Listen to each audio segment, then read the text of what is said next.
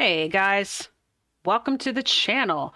We are jumping back into, if I can pronounce it properly, Hercule Poirot, I believe.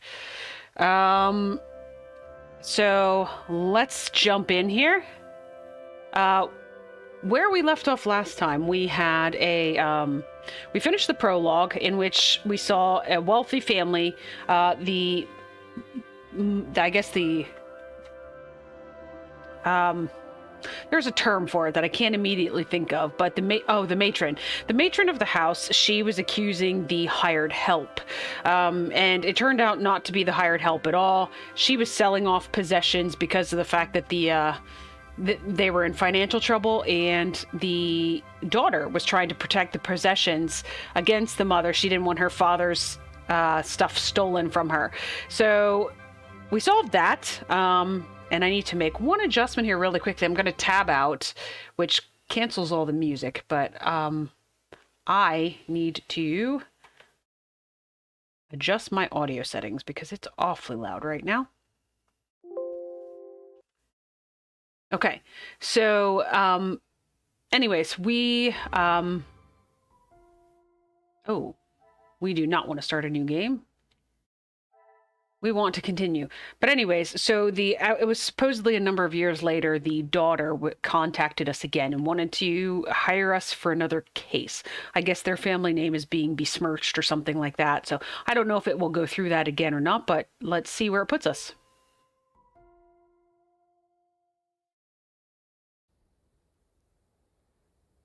Okay. So it did not go through the story again. So apparently we are here. Let's zoom out a little bit. Ooh, it is very deep snow. Look, you can't even see his feet. And he's not wearing a coat. What kind of nonsense is that? Where is the door? I'm hoping that's it. That looks to be it. Anyway, so yes, the daughter got married and, or was about to get married or something, and wanted to hire us again to solve a new problem. A moment longer in this weather, and my fingers would have become too cold to even knock on the door.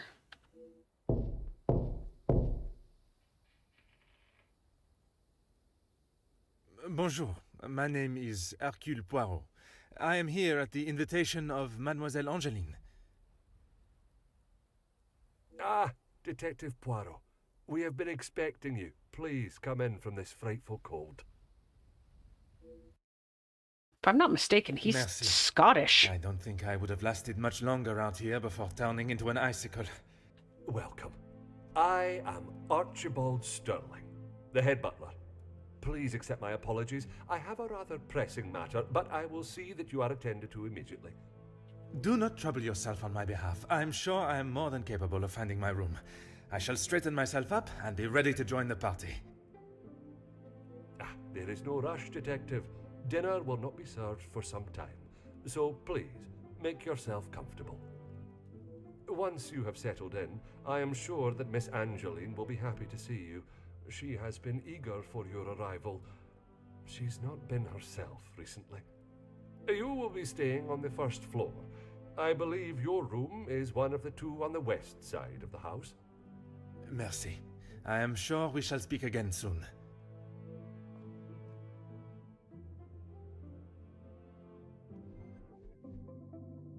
So we've got a new mind map already. It's time to make myself comfortable. I should begin with finding my room and straightening myself up before the party begins. Okay. So we've got... That's my room. Archibald is stressed and staff are very busy.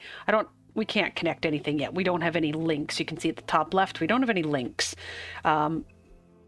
Which is, I guess, to be expected, to be honest. It's a little... What are you? Are you like a guest book? Tonight's arrivals have written a small signed message. The male guests are based in the East Wing. Okay. Why is there blinking F and R in the top? Does that mean that there's stuff already?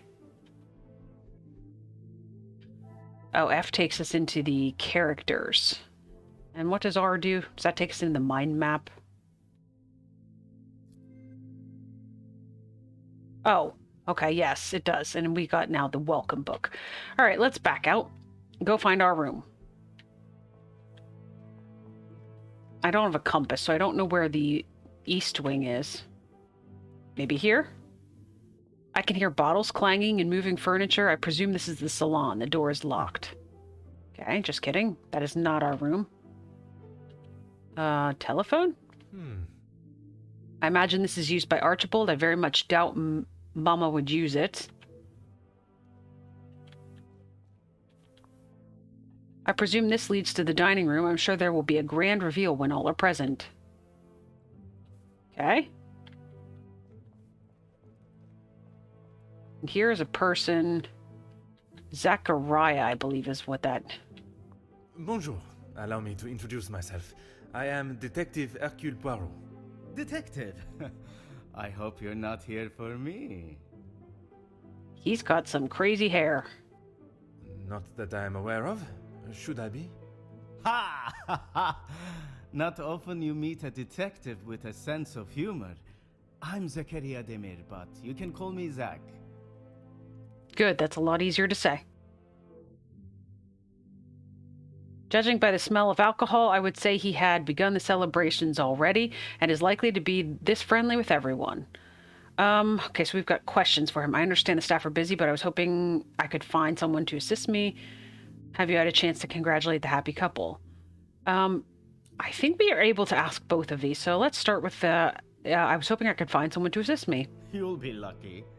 I've been waiting for a refill for ages. I came out here to find someone myself. Okay. Ah, I see. The preparations for this evening's dinner must have taken precedence. I've seen that butler running around like a madman, but there is still no party to speak of. It's pretty clear they need to hire a few more hands. Have you had a chance to congratulate the happy couple? If I had seen them, maybe I would have. It is meant to be their celebration, but they're always off, dealing with something or other. Something or other? A rather vague expression. Let's just say they like to keep their cards close to their chest. For such a well-known family, I'm surprised they can keep anything hidden. Would you care to elaborate on what Mademoiselle may be hiding? I'd rather not. You're the detective, isn't that your job? Très bien, Monsieur Demir. Perhaps I should keep my occupation and reason for being here to myself. For now, at least, I fear it may derail my initial introductions. Got it. I shall take up no more of your time. À bientôt. Okay. Are there more rooms down here we're supposed to... What was this flashing? Oh, that's just, the lights from the windows. Tag on vase. Ah. Madame Vandenbosch has always been one for appearances. Why would the family want to keep a price tag on the vase? Okay. Where do you go? This area does not pertain to my current investigations. Okay. Huh. A portrait of a distinguished-looking gentleman. He doesn't appear to be related to the family. Okay.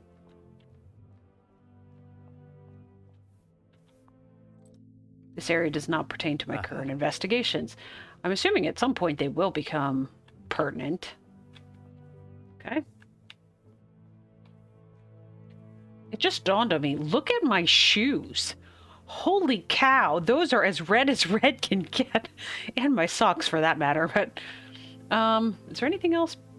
Oh my gosh, there's a whole other area back here. Look at the rug. Is that a bear? It is a bear. Okay, I wasn't sure because of the color pattern. Piano. The chance to play is very tempting, but I shall save myself the embarrassment. Glass case. It looks quite valuable and delicate. I shall resist the temptation to inspect it any further. Cozy fire. Oh. A roaring fire. I could stand and gaze into the flames for hours.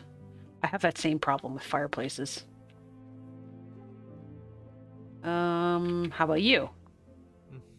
An interesting looking piece of stationery. It appears rather delicate. Okay.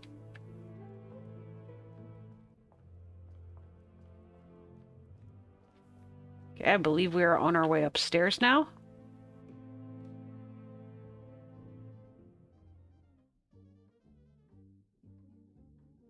Is that a third floor? Okay. Okay, so that... Oh, the stairway goes down on either side, okay, of this big staircase. Letter. Huh. An auctioneer's receipt. I hope Madame Vandenbosch isn't finding it necessary to sell her belongings. You mean again? Fortin and Garçon, master auctioneer and valuer, receipt for sale of oil painting, gold flaked frame, chipped, marble bust. Purchase total handling fee payable to... Okay.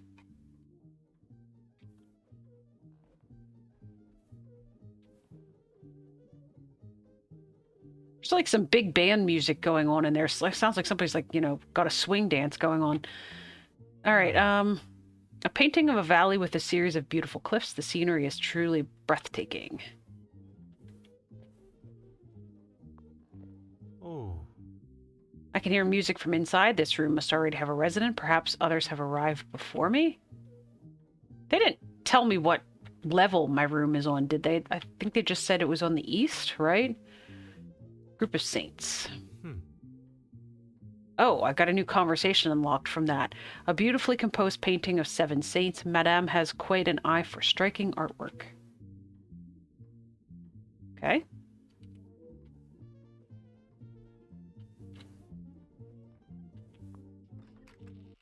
Hey, I can go into this room. Maybe this is actually my room. Perfume bottles. A selection of perfume. Compliments of the family. Seems rather fitting for a female occupant. Did they leave me some cologne as well? Is this your room?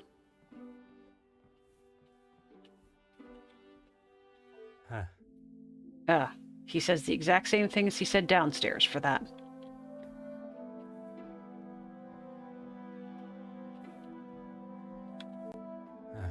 The fallen snow has laid a beautiful white blanket over the countryside that surrounds the house. Okay. Oh, the mirror has some... Or the changing area. Huh. Wait. Do I have to go on this side of it, maybe? Changing screen. Understandable to hide a woman's modesty while changing. Well, if you're in a room, I don't necessarily know that it's necessary, but sure. It's a very big house. Painting. Painting of the sun rising over a town. Sadly, it appears to have some water damage. Okay.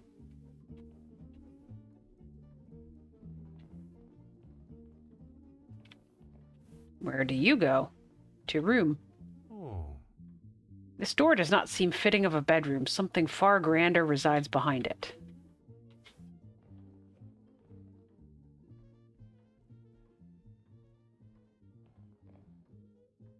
Can't really see what I'm looking at here.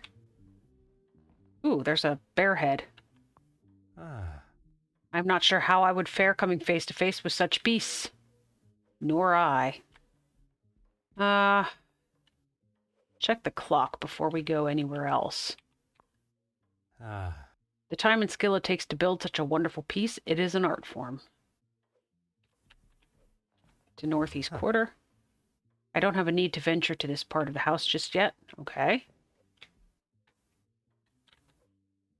To southeast quarter. Same thing.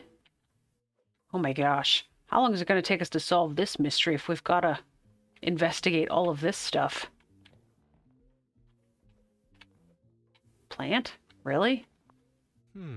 Plants lean and rely on each other to survive, something we as a species could take a lesson from. Okay, well that's not really a helpful clue, if you know what I'm saying, game. All right. Who did we unlock a conversation option with? So this painting... Okay. It's apparently with Angeline, but we haven't even found her yet. So, okay, let's keep going. Maybe she's up on the next floor. I cannot see how Madame I cannot see Madame allowing me to stay on the top floor. I'm not sure I would want to either. Aha. Okay.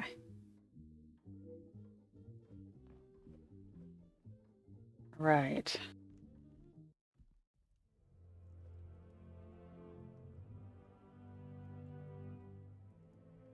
Okay,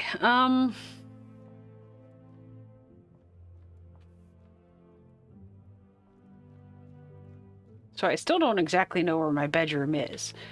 Yes, I do see the chats that say that bedroom is on first floor, but I don't know where. And I was just exploring. I think it's told me this one I didn't need to go here. Yeah. And it was the same thing with that door.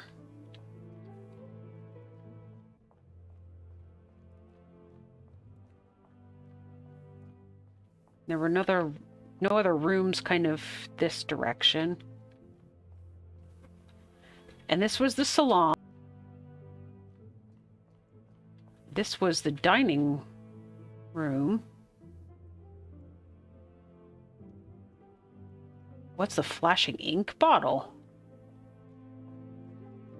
Are you talking about this? There's not an ink bottle here, though.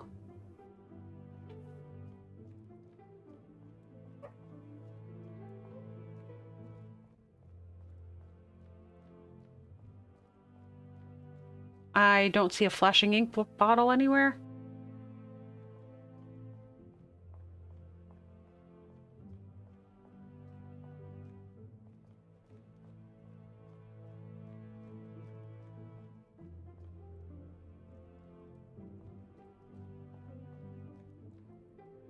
Okay.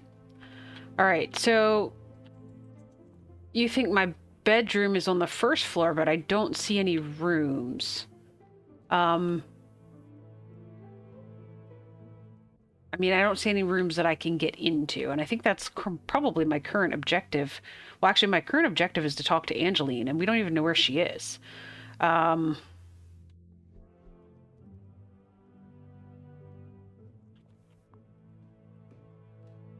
Let's look back up here. You're talking about that one. I have no idea. The one that was in the bottom left corner. Let's see. I don't investigate the blackmail.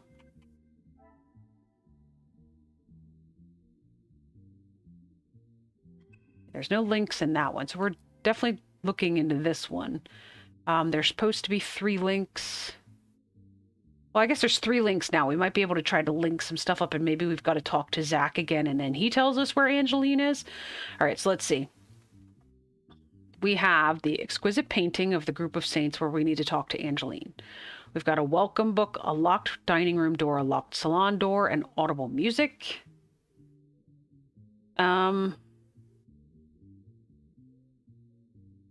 So in my mind, the very few staff working would count to the fact that Archibald is stressed. So maybe we'll try to link those two. I should not be surprised by my own skills of deduction. Hey, we got one right. A butler would usually escort me to my room, but on this occasion I must find my own way. Okay. Archibald is stressed due to lack of staff is the link description. All right, so interesting, the changing screen popped up in here. Zachariah says the family holds a few secrets. I imagine that would probably go to one of the locked doors, maybe? Come, my little gray cells. Okay. Try the other one. This will not get me any closer to my goal. Nope. Okay. Are any of them flashing now that we linked 2 up in properly? No. All right, so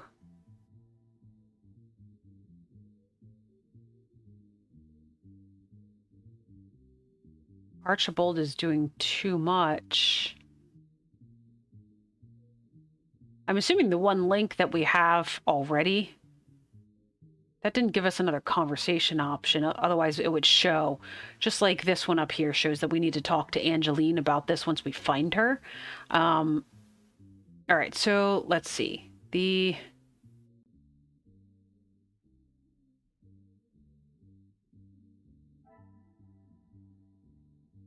Archibald is doing too much. He's the butler, right? They just said that the butler would normally escort you. Maybe that's why there's a welcome book, is because the butler's too busy. He's just having you sign in. That doesn't... Order and method. That is the way to... Okay, not so much. Okay, now they're blinking. We've got the locked salon door and the locked dining room door and perfume bottles and changing screen. So I can't imagine that, like, these two would link together.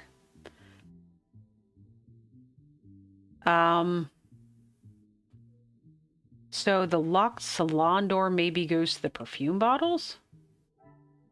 I'd be interested to see what this reasoning is. Is there something I am not... Okay, no. Maybe it is these two then. I would expect this to mean that this is a woman's room. Things are beginning to Okay, become they do go clearer. together. It appears as though I'm staying in a very feminine... Oh, so that was my room. Perhaps there's been some confusion. Okay. Room prepared for a female guest. All right, then I would imagine then these two go together, since they were also flashing. The pieces of the puzzle are finally coming together. Okay. These must be the rooms for tonight's events. They must be locked for a good reason. That gave me 2 more links.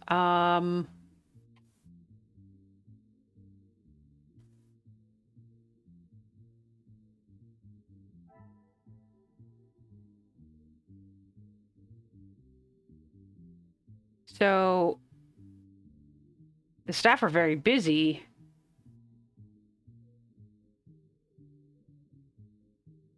Maybe could go to the rooms for tonight's events? Some would say a lucky guess. I would say a moment of genius. Okay. I doubt Madame's standards have dropped. The staff must be working hard to finalize preparations. Okay. There we've got a link now that says staff are too busy to assist. Which realistically could link to this, but I don't think this is probably correct because we had that link before that option for the staff too busy to assist actually popped up, but I'll try it anyway. I must take a different approach if I am to uncover the truth. Okay.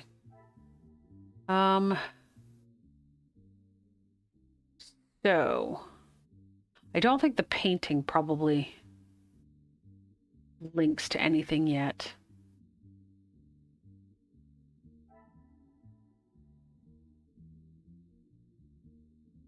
Maybe the West Wing. Zacharias says the family holds secrets. Maybe that goes to the West Wing. I cannot see the logic in this. Perhaps... I was thinking like Beauty and the Beast, because the Beast tells her she can go everywhere, but I think theirs was the East Wing, though.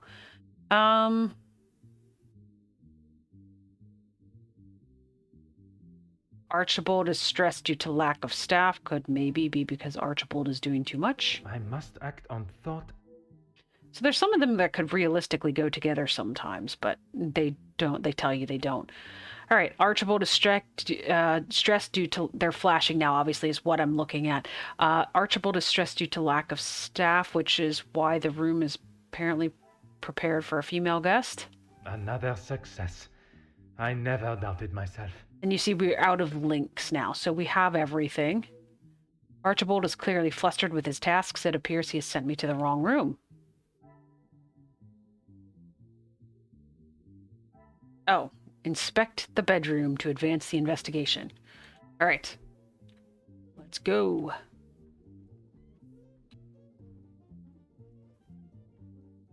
It wasn't this room. That's the one with the music. It was this one, I think.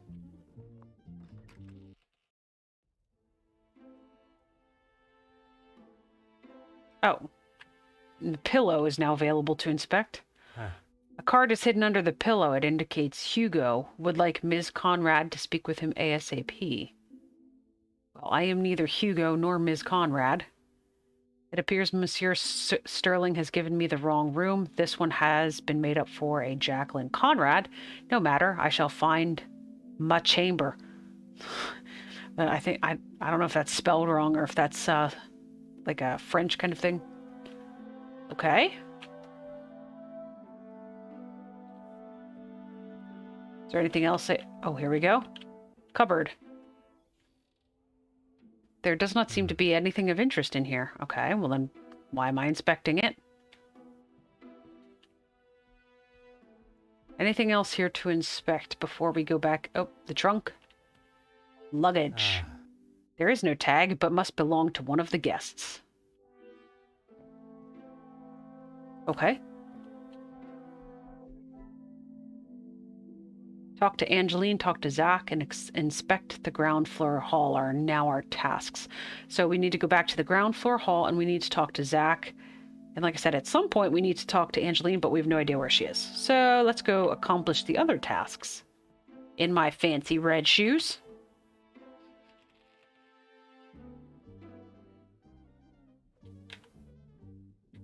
Oh, that is officially labeled now. I don't know if you saw that. To Jackie's bedroom.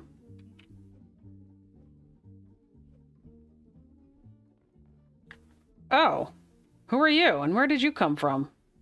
Gedeon. You must be Detective Poirot. Welcome. Allow me to introduce myself. Gideon Demir. The fiancé to Mademoiselle Angeline. The pleasure is all mine. Angeline spoke so highly of you. It sounds as though you are the man that can sort this terrible mess out. I am, monsieur. You have my word. The guests that are attending your announcement, ... Wonder where this is going. Mostly friends of the family. A couple of business associates of mine. Quite a mix from all walks of life. With regards to the blackmailing, can they be trusted, or should they be considered suspects? Angeline is struggling to trust anyone right now, but Madame Vandenbosch, as it is her house, thought it was best for us to have them all present. And they will all be staying in the house? Yes, it is a rather full house. All 6 guests will be staying on this floor. The family resides on the 2nd floor. As does Felix. Who is Felix? I will be sure to speak with them all. However, I will keep my identity and purpose for being here hidden, at least until I have made my initial introductions. I'm afraid that ship may have already sailed. Once the Comtesse gets wind of something, a detective coming to the house, for example, you can bet everyone will know. How has Mademoiselle Angeline been since receiving the letters? She tries her best to keep everyone else happy, but I can see it is taking its toll. Quite understandable. She is feeling the burden of the family that is not hers to carry. Angeline has spoken with her mother. She has asked if there is anything that could be used against her, but she was just so dismissive. And what are your thoughts on the matter? I do not want to overstep my position, but if there is something that could damage not only the Vandenbosch name, but our future, Angeline deserves to know. And that is a very diplomatic answer. You have met Madame. You know it is best to not get on her wrong side. True statement. Yes, I see. The red shoes, yes, they are very stylish. I have, and Monsieur Gedeon is wise to select his battles carefully where Madame is concerned. Oh, that was an answer to his, you've met the head, I was going to call her headmistress. Good grief, I feel like I'm in the world of Harry Potter. I could not help noticing an air of okay, I'm struggling over this word right now. Antipathy, antipath. Actually, maybe I'm not even sure how it's pronounced. Antipathy. When mentioning the major. You are very observant, detective. You would be wise to keep that perceptive nature while you're here. I'm sure you are correct. But I'd like to return to your feelings towards the Major. He has been a good friend to Madame Vandenbosch over the years, but that does not make him a good man, or suitable to involve himself in family affairs. Okay, so that was that major that she brought in, maybe, at the end of the prologue, where basically she insinuated that we were not doing our job, and so she brought in this guy, and he was basically going to throw Fleurette into prison without any sort of evidence, I think.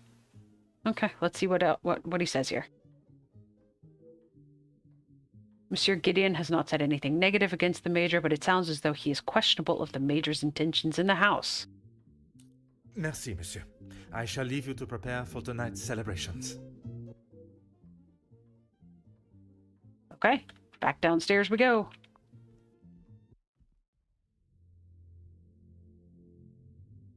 Mademoiselle Angeline is here. The sooner I learn more about the blackmail, the quicker she can return to celebrating her happy news.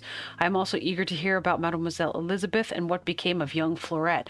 I also am interested to know that because I was wondering, he was supposedly going to get Fleurette out of trouble last time, even though the Major basically told us that we needed to arrest Fleurette, and he said he was not going to let anything happen to Fleurette, but that's kind of where everything ended. So I'm interested to know as well. A new mind map. Okay. The Vandenbosch family have held a place in my mind since our first meeting. I am most interested to see what has changed since then.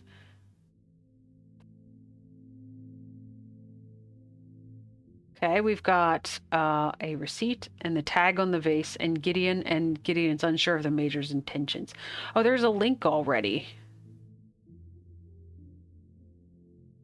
In my mind, there's possessions being sold off again, so I would imagine that the receipt would go to the tag on the vase indicating that it is about to be sold. What a revelation! Hey, we're getting better at this. In our red shoes. It appears the family's financial situation is much the same as the last time I saw them. Can I confirm this? Oh, that gives us another conversation option now for Gedeon. Okay. Well, right now we are downstairs and we have to talk to both Zach and to Angeline, so let's start with Zach over here, because he's closer. Detective, it looks as though I might be out here all weekend. What can I do for you? Would it not be easier to find the staff yourself instead of waiting for their return? I'm a guest. I shouldn't have to go around chasing them. Wow, that is very pompous right there. Okay. Perhaps the party preparation is more of a priority. It's not my fault they aren't ready. Why don't I wait here while you check in the butler's pantry in the east corridor? I think I saw a maid go in there earlier. So now I'm an errand boy, okay? I shall take up no more of your time. À bientôt. Okay. Angeline, now that we know where you are. Mademoiselle Angeline, it is a pleasure to see you again. Detective, how wonderful you are here. Your travel was not too arduous, I hope? Watching from my carriage window, I saw the beautiful countryside and rolling hills. It was anything but taxing. I'm truly thankful you could make it here at such late notice. No thanks are required, mademoiselle. When one is requested personally, there is nothing more important. Seems the staff have been almost run off their feet today. Is it always like this? Gideon and I only wanted a small dinner to celebrate our engagement, but Maman was adamant on throwing this party. It may have been her idea, but it's the staff that have made it happen. As is normally the case. Their efforts do not go unnoticed, from me at least. They have been with us for so long. I do my best to make sure they are happy and content. Mademoiselle has made a remarkable transformation from selfish, spoiled brat to the gracious young woman I see before me. Although I must solve this case alone, Mademoiselle's insight may be of great assistance throughout my investigation. Who is aware of the blackmail letters and their content? Only Maman, Elizabeth, my beloved Gedeon, and you, of course. Okay. And what is your fiancé's opinion of the letters? He thinks me foolish for paying the first one if there is no secret to reveal. But you believe there may be a secret lurking, one that Maman is herself keeping hidden. she tells me nothing. Even though I'm a grown woman on the verge of marriage, she still treats me like the child I once was. Perhaps it is out of love that she protects you. It is in every mother's nature to protect their young from hurt. The relationship between Madame and Mademoiselle is obviously far from perfect. She should treasure the times she has with Mademoiselle Angeline before she is wed and has flown the nest. Do you have any suspicions as to who may have sent the letters? Not a single person. I don't know anyone that would stoop so low. The guests that will be joining us tonight, they are ones you can trust? I hope so, Detective. Before the letters arrived, I would not have thought twice about it. They are all close friends of yours, I assume. Friends and colleagues, Gedeon has spoken positively about them. It would be a rather underhanded tactic to do such a thing to someone you are doing business with. Mademoiselle seems naive to the nature of business. It can be ruthless and unapologetic. Perhaps I should not overlook them as suspects as quickly as Mademoiselle has. Tell me, what became of the young maidservant Fleurette? Oh, Detective, I'm afraid I just don't know. She was quite adamant at the police station that she would not be returning to the house, but I assumed she would at least collect her belongings. Maman demanded that Elizabeth pack up everything she had and dispose of it. Oh, that's rude. As if the poor girl had not already lost enough. But I couldn't let that happen. Elizabeth and I took her belongings, what little there was of them, to a friend of hers in the town that Elizabeth knew of. But not even she had heard from her. By the way, I don't know if you saw a new conversation got unlocked by this. A new option is unlocked. I just need to figure out who it's for. Or maybe it's for Angeline, because this wasn't here. Could Fleurette have returned to her family? I wanted to contact her, but I had no address or telephone number. Surely Madame must have had some information when she employed her. You saw how Mama was. As soon as Fleurette was out of sight of the house, it was as though she had never been there at all. Elizabeth was most upset at the news Fleurette would not be returning. And your mama's choice to ignore her accountability for the girl stopped you searching. Please, Detective, you cannot make me feel any worse than I already do.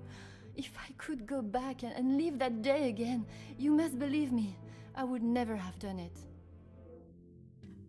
Mademoiselle Angeline has finally accepted responsibility and is remorseful for her actions that day and the consequences that followed. I am pleased to see maturity in her, but that does not help young Fleurette wherever she may be.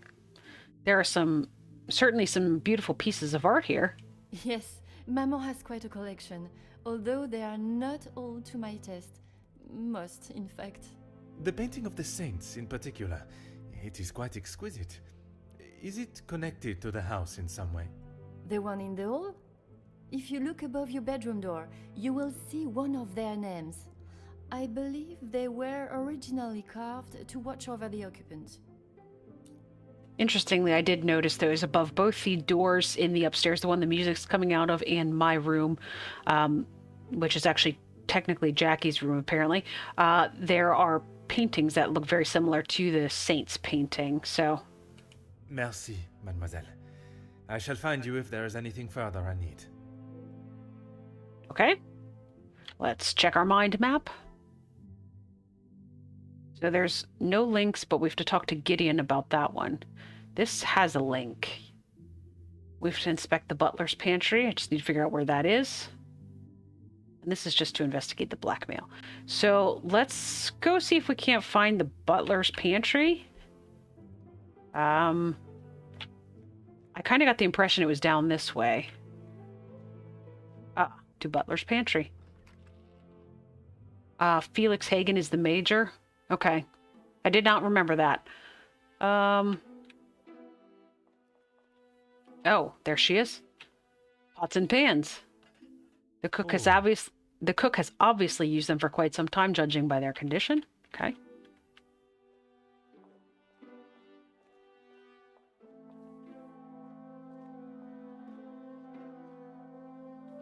Just kind of trying to walk out around the person for now and see if there's anything else that needs to be investigated before we go talk to her. There's those garden seed boxes again. It's a pretty cool box. Cupboard. There does not seem to be anything of interest in here.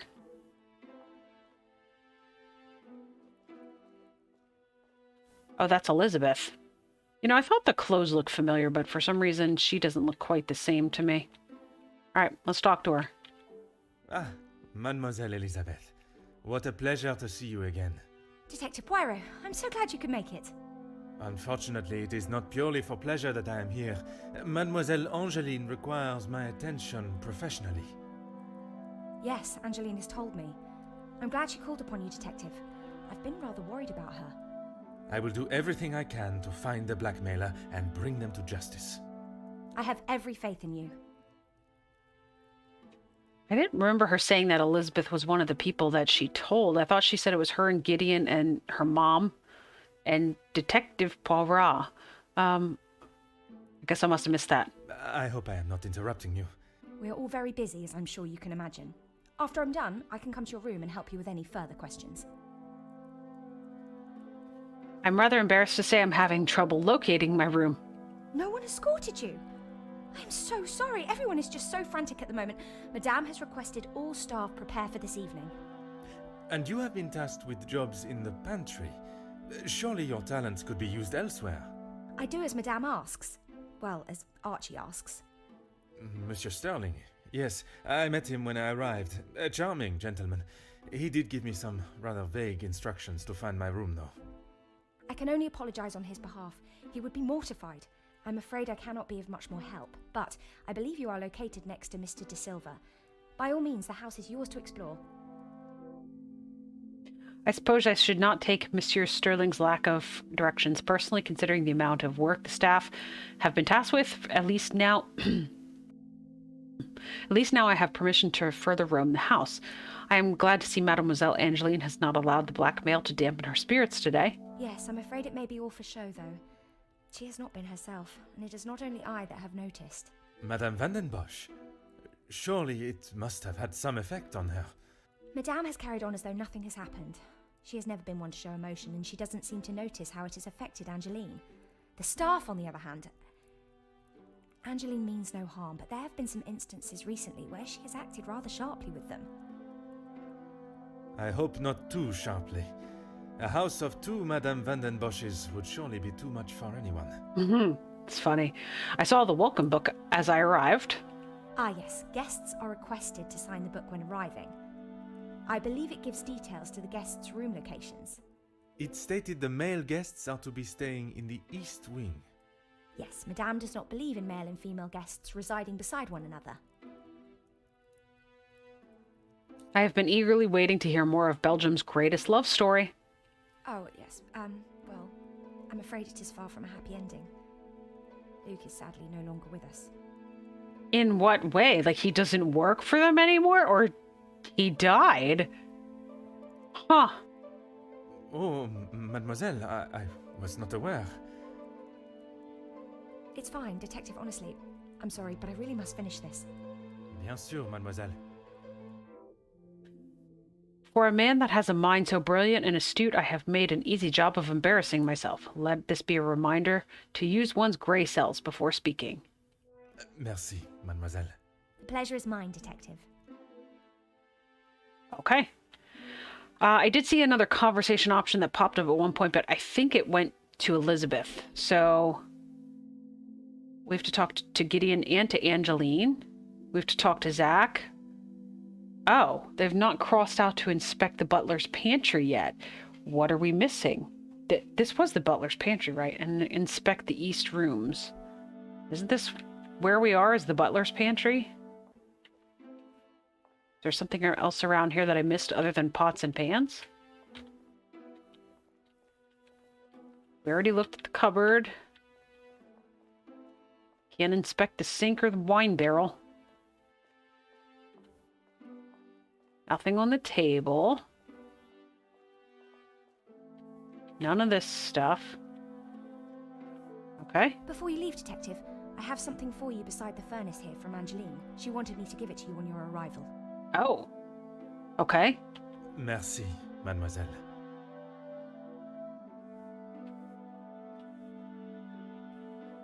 I was wondering what this letter was that was laying here, but it wasn't interactable before. This second letter acknowledges a payment from a previous blackmail letter. Mademoiselle Vandenbosch, you were wise to take me seriously. You have bought my silence for a moment at least. Your family's privacy obviously means a great deal to you. If you're willing to pay to keep your secrets hidden and continue to pay, you will. Would your mama be as willing to part with her wealth? You will bring a second parcel with another 5,000 francs to the cobblers, this time addressed to a Monsieur Fontaine by close on Friday. You have done your family a service by keeping this arrangement to yourself. I'm sure I do not have to tell you that what will happen if the police are involved, and I hope it will not come to that. Okay. A new mind map has been unlocked.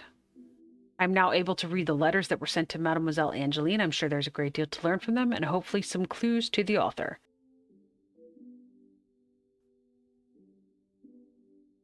You think Florette and Elizabeth are blackmailers? I guess that's a possibility, because they said they haven't heard from Florette for a while. And of course, all of her stuff was disposed of. There's a quill pen in the Great Hall, which was laying beside the sign-in book. And there's, of course, a handwritten note. Presumably those belong together. Magnifique. Okay. I can't ignore the coincidence. The same style of pen that wrote the letters is present in the house. I don't know what other types of pens they had in this particular era, but... Okay, that gives us another conversation option for Elizabeth. Let's talk to her, since we're in here anyway. Of course, Detective. What is it? I noticed a rather extravagant-looking pen in the hall. I would not say it in front of the Major, but it is rather hideous. It was a gift from him to Madame from his time overseas. I don't think it even has the capability of writing. Why is it laying next to the welcome book, then? Or is that the one that's in a case? There was something. There was some sort of parchment in a case and something else, but I can't remember what the other case had. A pen that does not write is like a fish that cannot swim. As Angeline describes it, a useless ornament. It's the thought that counts, I suppose. Okay. Merci, mademoiselle. The pleasure is mine, Detective. Okay, so we still have to talk to Angeline. That popped up at some point, and we also have to talk to Gedeon. Okay. See what we have to talk to her about. What can I help you with, Detective? Elizabeth showed me the letters you received. One of them has already been paid. I was right to pay it, yes? You have read them. What do you think? Wonder if we can actually read them. I'll have to go into whatever the menus are and see if it shows the different letters. You were wise to consult me, but bowing to their threat may have only shown that you are willing to pay for their silence. Is the secret they speak of worth so much? I wish I could, but I have no idea. The letter was addressed to me, but I have nothing to hide. Maman took one look at it and disregarded the whole thing as someone's idea of a joke. She looked at it. She is not aware of the second letter. She doesn't know I paid the first. I thought I could make it all go away. Did you ask Madame if there was a family secret they could be privy to? She said I was to ignore the letters and stop wasting my time with such foolishness. If there was something, she wouldn't tell me anyway. It appears Mademoiselle believes her mamma's attempts to brush away the serious nature of the letter as little as I do. May I ask how you came into such a large amount of money to pay the ransom? I couldn't ask Maman for the money. She was angry that I had even considered paying it. Gedeon offered to help. Pardon, did he not think you foolish for paying? He did, but he said he couldn't stand by and watch me in so much distress. How honorable. We are soon to be married, Detective. A loving partnership that faces their troubles together. They are his words. I did not mean anything by it, mademoiselle. You have found yourself a husband that will stand by your side and do what must be done to protect you. I am most pleased for you. How has Mademoiselle Elizabeth been since the passing of her beloved Luke? Okay, we never clarified that, but apparently he died. Huh. As you would expect, she has been in quite a state. It was such a terrible accident. She kept it to herself for almost a week before she even told me. Pardon, how could you not know? Surely his absence from the house was noticed. Oh, come on. Mama fired him right after she found out about it, right? Maman fired him after he returned to the house. She said he could not be trusted. But Mademoiselle Elizabeth's position was kept? I begged Maman for them both, but she said if he was willing to go behind her back, what else could he do? Falling in love is a far cry from committing even the smallest crime, n'est-ce pas? A cruel and unnecessary decision by Madame Vandenbosch. She had no right to fire him and tear him away from his betrothed. I spoke with Mademoiselle Elizabeth, and I fear I may have upset her. She has been a kind shoulder to lean on through all this mess, but it is her I worry about. She has been through so much. I was not aware of what had happened, and by mentioning, I fear I may have only made it worse by dredging up the past. Do not punish yourself, detective. You are not to know. I don't think your honest mistake will make much difference to how she has been feeling recently. It is easier said than done. I have already seen a difference in Mademoiselle Elizabeth. She was once so exuberant and optimistic, seeing the positives in everything and everyone, but now I fear the loss of her love and the careless reminder from moi may have dampened her outlook. Merci, mademoiselle. I shall find you if there is anything further I need. Okay. And we have to go talk to Gideon. Then we'll start looking at some mind maps and find out if Florette and Elizabeth really are blackmailing. Please, ask away, detective. I'm aware finances can be a sensitive subject, but may I ask of the house's situation? As far as I'm aware, everything is in order. From what I understand, the late Viscount had made some questionable investments. But that is all in the past. And regarding the payment of the blackmail? Angeline does not have to worry about money anymore. I was born into some wealth, and I have earned my own fortune. I assume you have heard about the consequences of my visit last time? Angeline has spoken of it. You made quite the impression on her, detective. I feel responsible for what came from that day. Florette's dismissal, and Luke's. It is not your fault. Madame Vandenbosch does not like it when her rules or authority are undermined. I try to explain to Angeline the same, but her guilt has not left her. Mademoiselle explained the payment of the blackmail letter. I suppose you think I was unwise to pay it? I am glad Mademoiselle requested my help before you fell further out of pocket. Madame Vandenbosch had no intentions of paying it, whether she believes there is a secret that could ruin the family or not. It was an honorable move for you to make the payment. It was certainly no small fee. Angeline is to be my wife, and then we shall be family.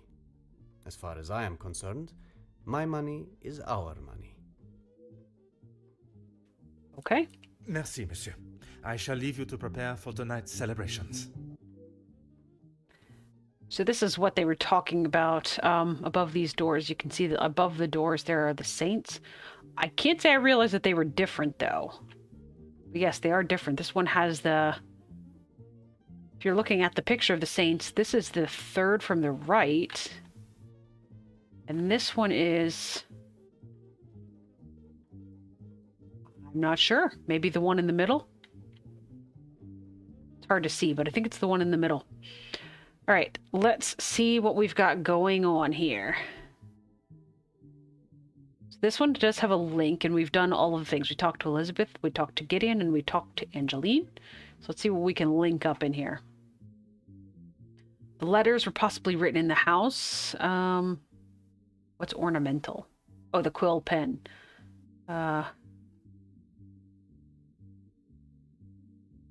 Madame is unaware of the payment. Presumably this would link with Gideon paid it, right? She's not aware of it, but Gideon paid it? Come, my little grey cells. We must... Okay. So the staff is concerned for Angeline.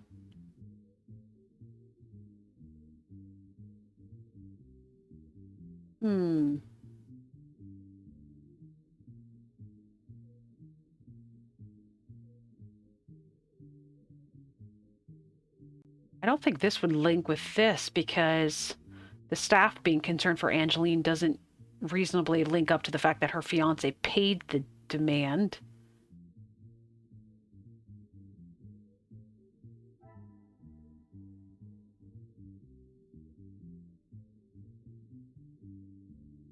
I don't think we can link this. Can we link this to this? I don't think this makes sense either, but let's try it. I must act on thought. Okay.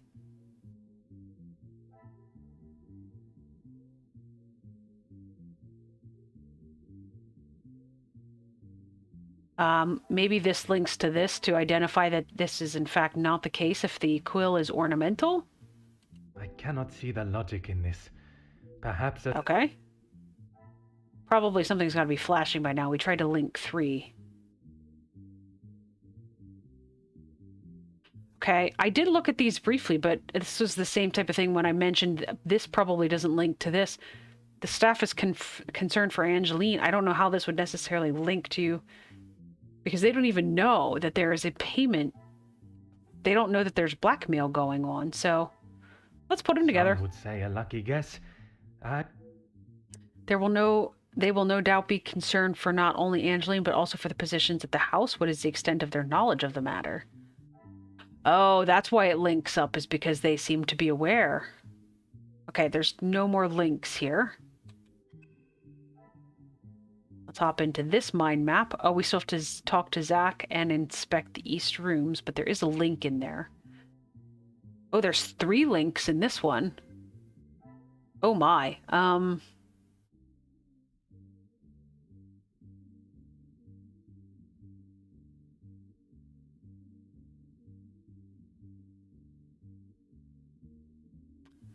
Okay.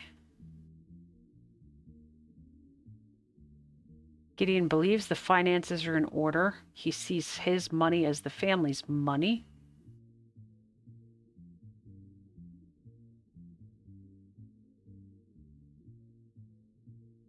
I don't know how any of those would match to the fact that they're selling off their possessions. Oh, maybe this one. Gideon believes the finances are in order because the family's keeping up appearances. What a revelation. There we go. It looks like the family have finally gotten back on track with their money problems. Great to hear. Oh, I just assumed that meant that they were doing a really good job hiding it from Gideon.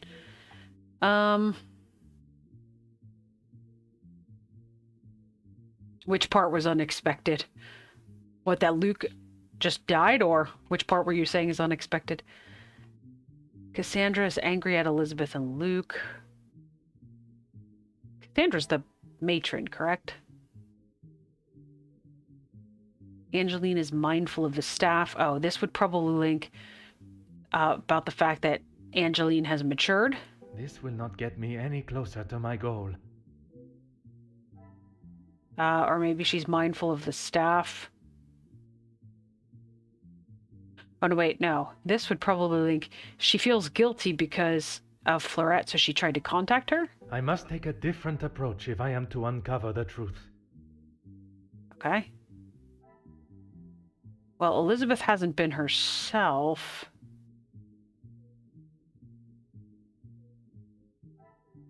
I would imagine Elizabeth hasn't been herself either because Luke passed away, or she was upset because Florette was dismissed. Oh, it was unexpected that the staff seems to know. Let's try up here. Order and method. That is the way to solve the... Okay. Okay, so, well, my other option was apparently correct. Elizabeth hasn't been herself because Luke passed away. Magnifique. It is truly terrible that Luke passed away and to see how broken Elizabeth is. And then we have 2 more.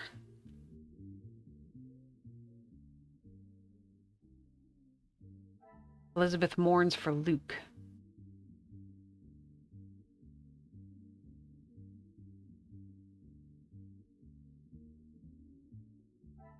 Angeline trying to contact Florette is mature. Is there something I am not seeing?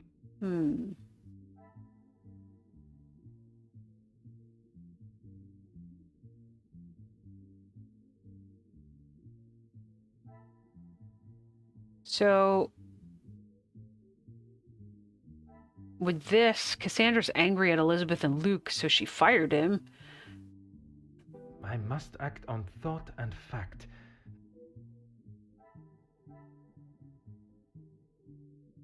I imagine probably one more and we're start gonna getting flashy.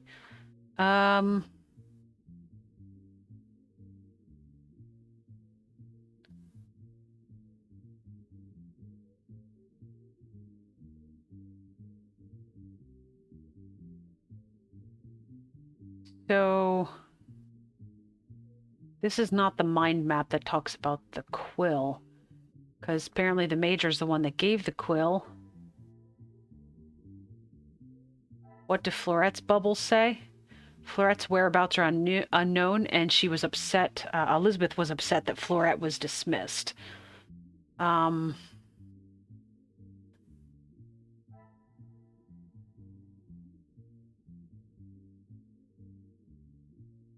Maybe Angeline tried to contact Florette because Elizabeth was upset? Or no, probably that her whereabouts were unknown, maybe. Order and method.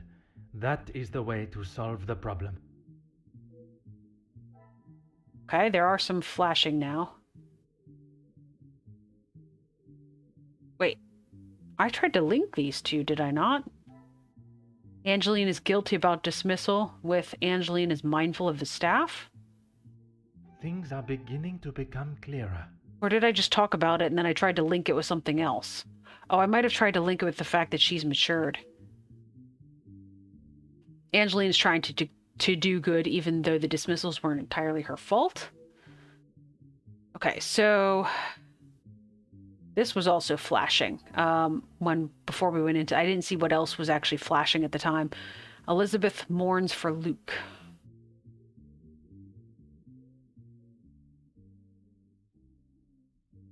But I can't say I know what it was actually supposed to go.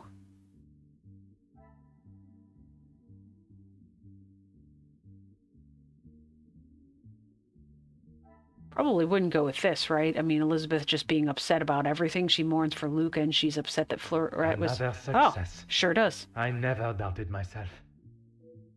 Losing a loved one and not having a close friend to talk to would be difficult for anyone. Okay.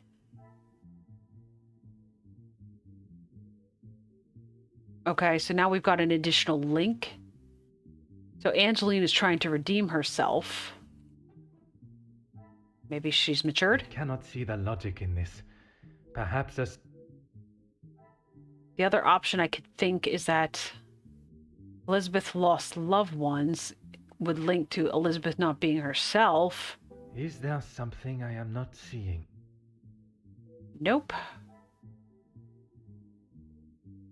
So like I said, I can find logic sometimes in the mind maps that apparently they don't feel are present. Let's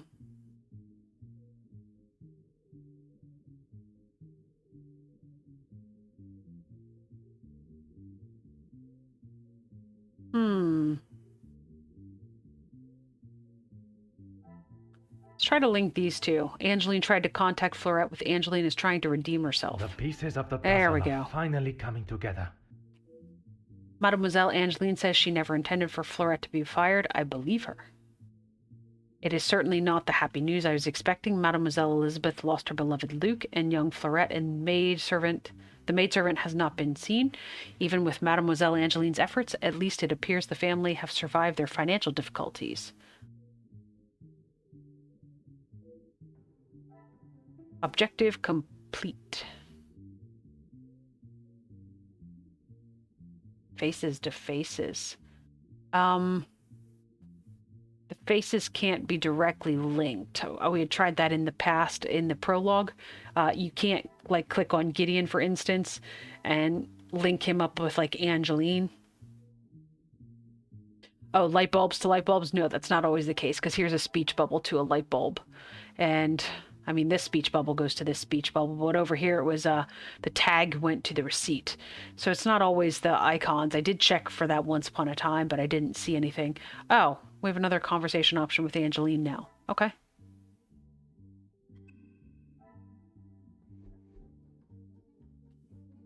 Angeline and Zach are both downstairs.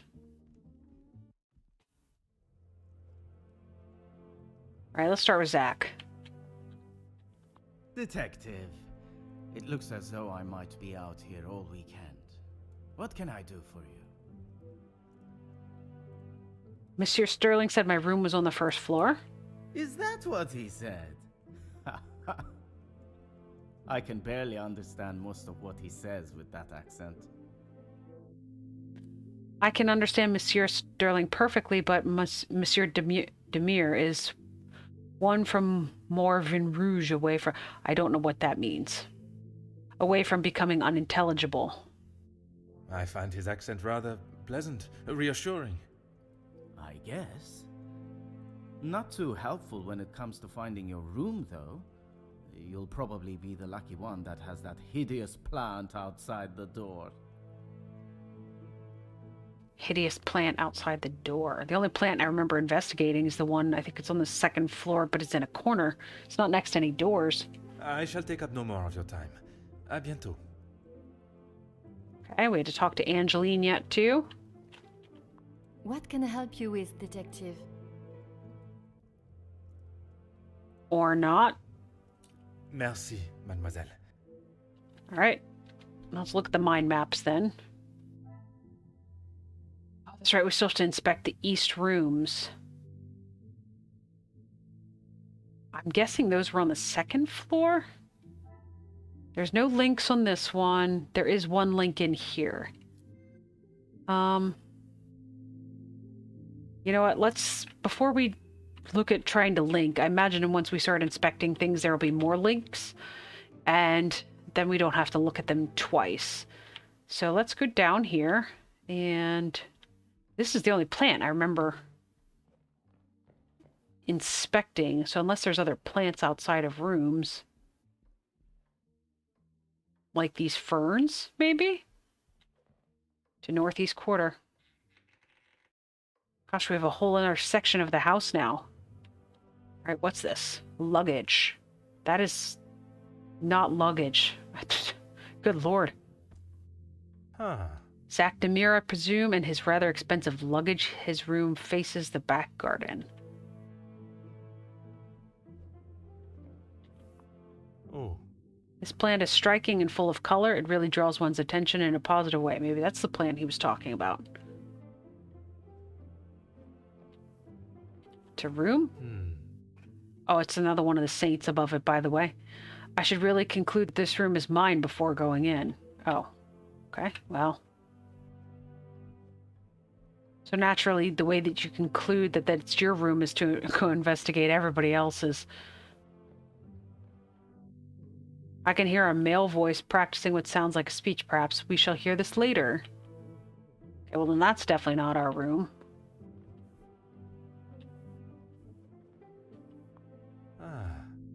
Okay. Apparently, that is not an option yet.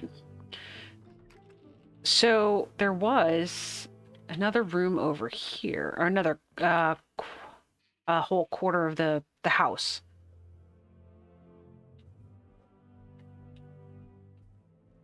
There's some luggage.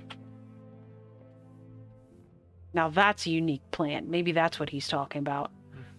I would not consider any form of nature ugly, but I am not sure how I feel about this plant. Let's continue investigating the hallway before we go into other rooms.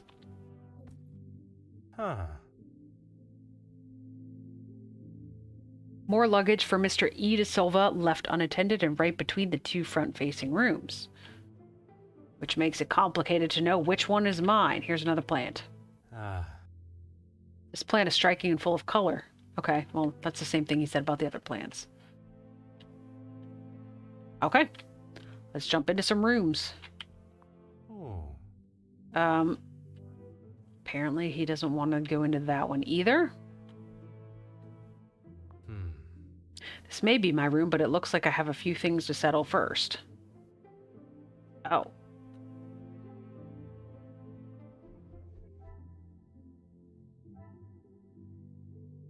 All right, maybe we have to do the mind map before that. Goodness, okay. This has gotten to be a rather expansive... Oh, here's the hideous plant.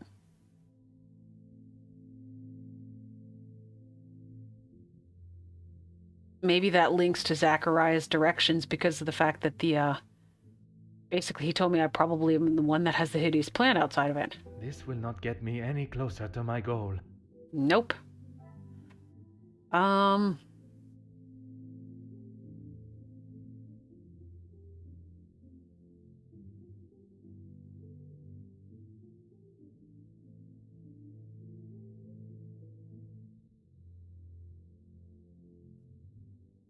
Okay.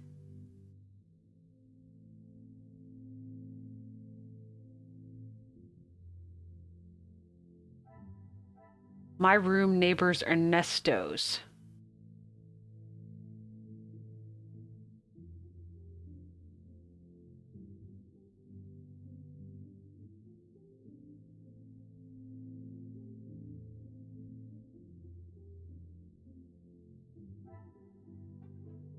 So the plaques above the doors are of the saints, but they kind of already told us that. I should not be surprised by my own skills of deduction. 7 prestigious paints. Saints. I should find these above 7 doors in the house. I wonder if this matches the number of expected guests. Oh, now I've got 2 more links. 7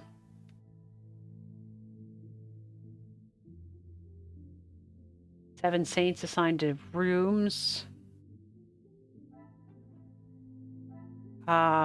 Guests are residing on the first floor. What a revelation! Okay. All the first floor rooms are accounted for. Perhaps the missing door is hidden elsewhere. Yeah, I didn't look at them that carefully. I didn't count the ones with the saints above it, but...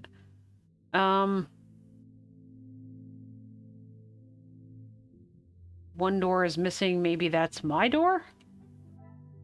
No. Right, I don't think this would go the whole way down here. Come, my little grey cells.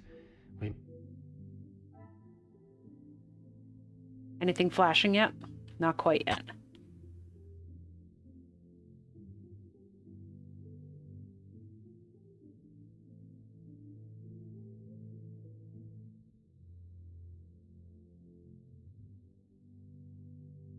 They wouldn't link the luggages up, would they? I must take a different approach if I am to uncover... Okay.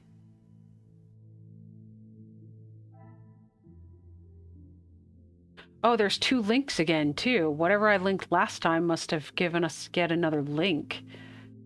My goodness, there's a lot of things on this mind map.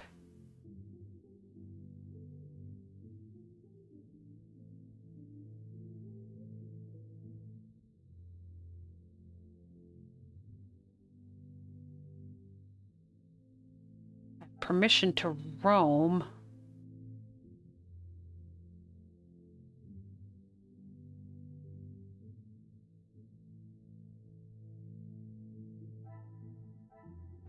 I have permission to roam on the first floor west wing.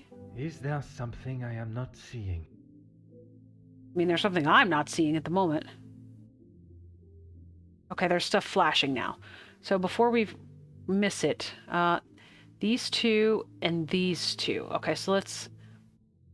One door is missing. Okay, that might make the fact that this family holds secrets. Someone's reciting a speech goes to audible music? That's weird. Things are beginning to become clearer. I must have been one of the last to revive. I must have been one of the last to arrive. I should settle myself as soon as possible. And then, of course, the missing door to the secrets. Some would say a lucky guess. I would say a moment of genius. I fear Mademoiselle's secret may not be the only one the house is hiding. Alright, we have no more links at the moment.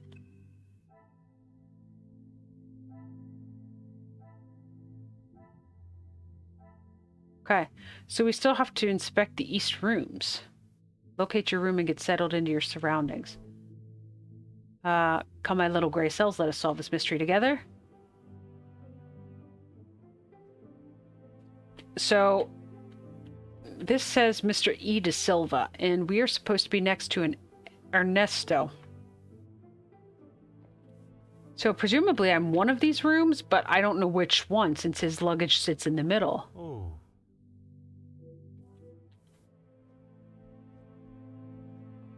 I'm assuming... Oh, wait. Bedroom next to Monsieur de Silva. This must be my room.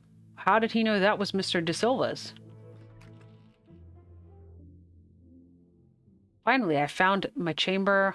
Although the journey was longer than expected, the destination is really quite charming. I should make myself familiar and comfortable in my new surroundings. He left me fruit. I can have oranges, bananas, and grapes. All right, a book. I wonder if I will get a chance to catch up on my reading whilst I stay here.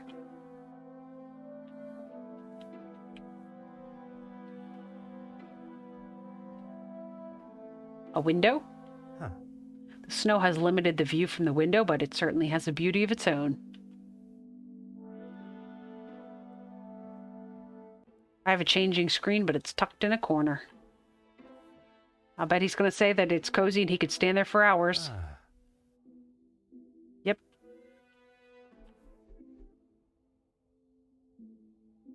Even for a detective like myself, finding this room was quite an arduous task. The house may hold more secrets than expected. Okay, this objective is complete. Oh, we're in a cutscene. She did say that she would meet us in our room if we had any more questions. So. Elizabeth, thank you for coming. I shall not take up too much more of your precious time. Not at all, Detective. I had best not be away for too long. Madame would not be pleased when there is so much work to do. Well, mademoiselle, if anyone was to ask, I required your urgent attention with a delicate matter. That should be enough to give you a moment's peace. Thank you, Detective. Can I assume you are aware of the probable blackmail ring in the area? Blackmail ring? I have heard whispers, but this town is full of busybodies. It's hard to know what is the truth and what is hot air from socialites trying to outdo one another. I would not have thought you want to join in with such chatter. I'm not, but it can be hard to ignore. I try to quash any talk of it in the house. But it's easier said than done. When the staff are together, it seems to be a competition to see who can dream up the most scandalous rumour. You are a loyal maid and friend. Mademoiselle Angeline is fortunate to have you. It baffles me why they would target her in the first place. She has such a kind and pure soul. That may not be what you remember of Mademoiselle, but she has grown into a kind-hearted young lady.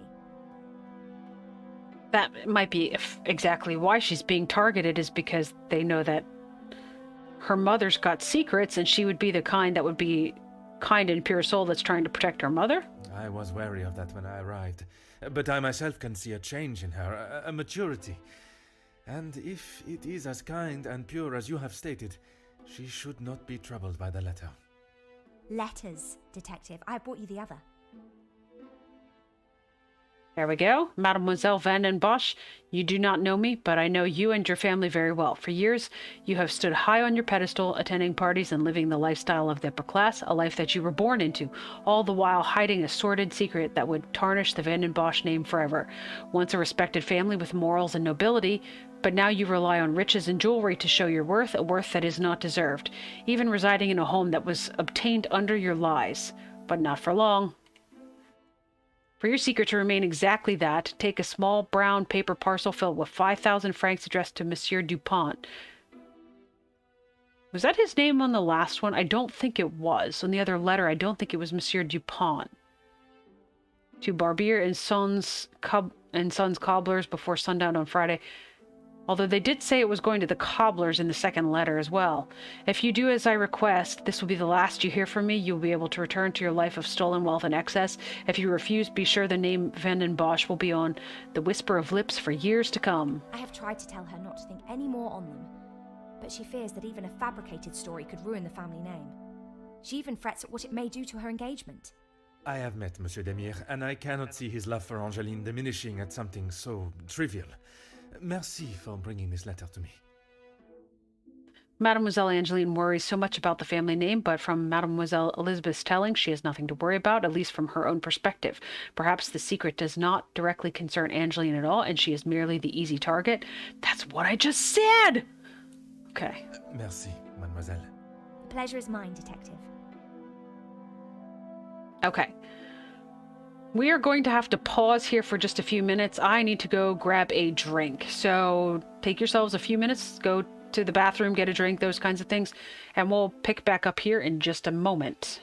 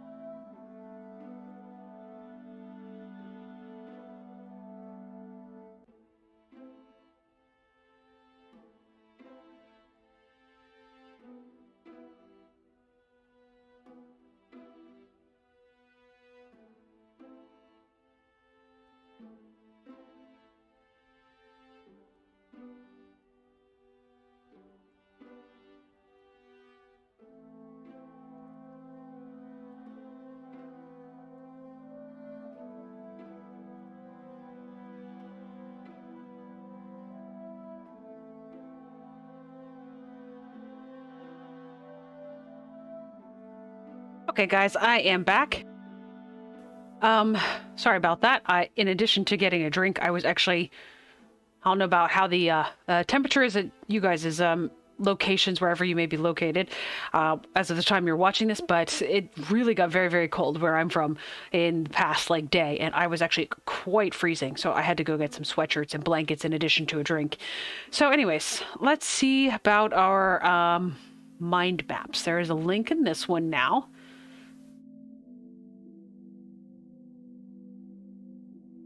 All right, so the blackmailer wishes the family to leave the manor. Blackmailer wishes the family to suffer.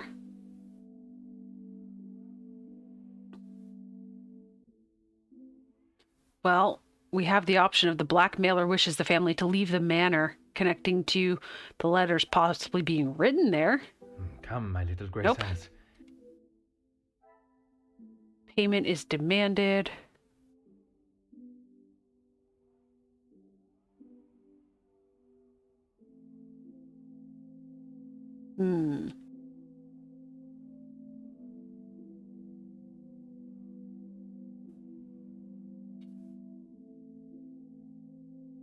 Okay, so we still don't really have anything going to that ornamental pen, though. I don't know if there will be anything.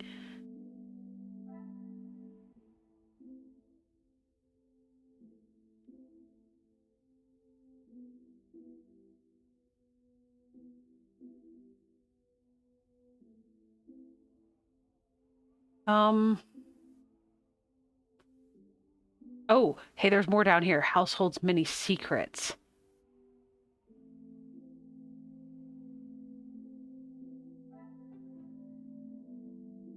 Well, what would that link to?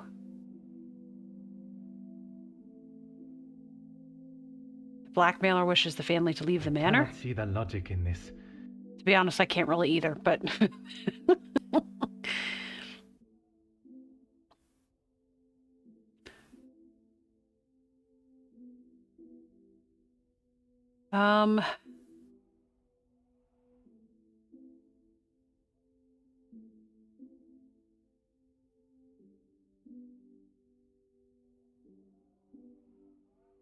I am not sure.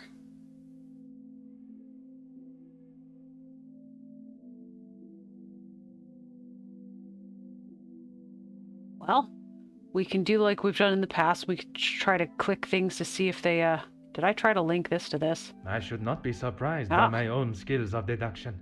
So to be honest, I think I looked at it briefly because of the fact that this was in the same vicinity as this one. I thought maybe they would link up, but I couldn't quite see the logic behind it. So let's see what he says. The staff members that are aware of the blackmail could possibly know the reason why. Oh.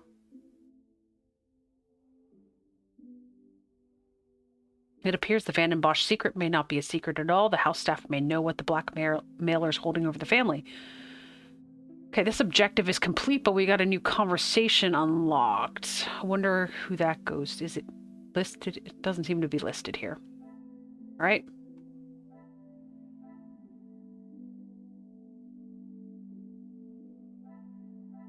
I'm guessing the conversation has to be in here then. There's no links. You can see that on the left. There's no links to make, but since there's a flashing exclamation point, maybe it tells us who we need to talk to in here. The answer to that is no. Oh, wait.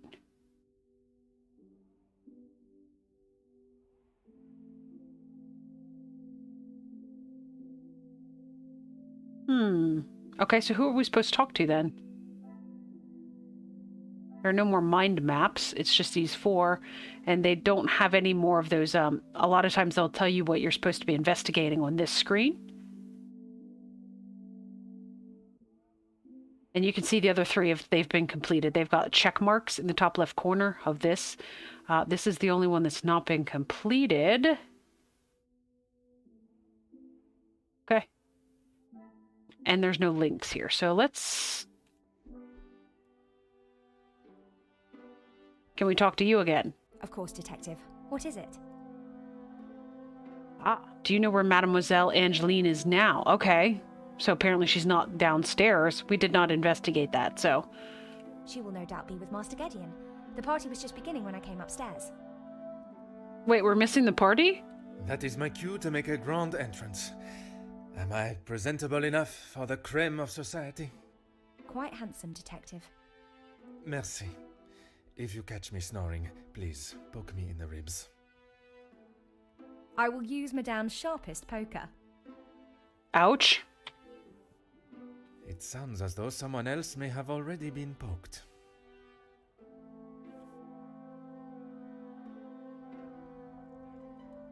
Oh, we're on to chapter 2.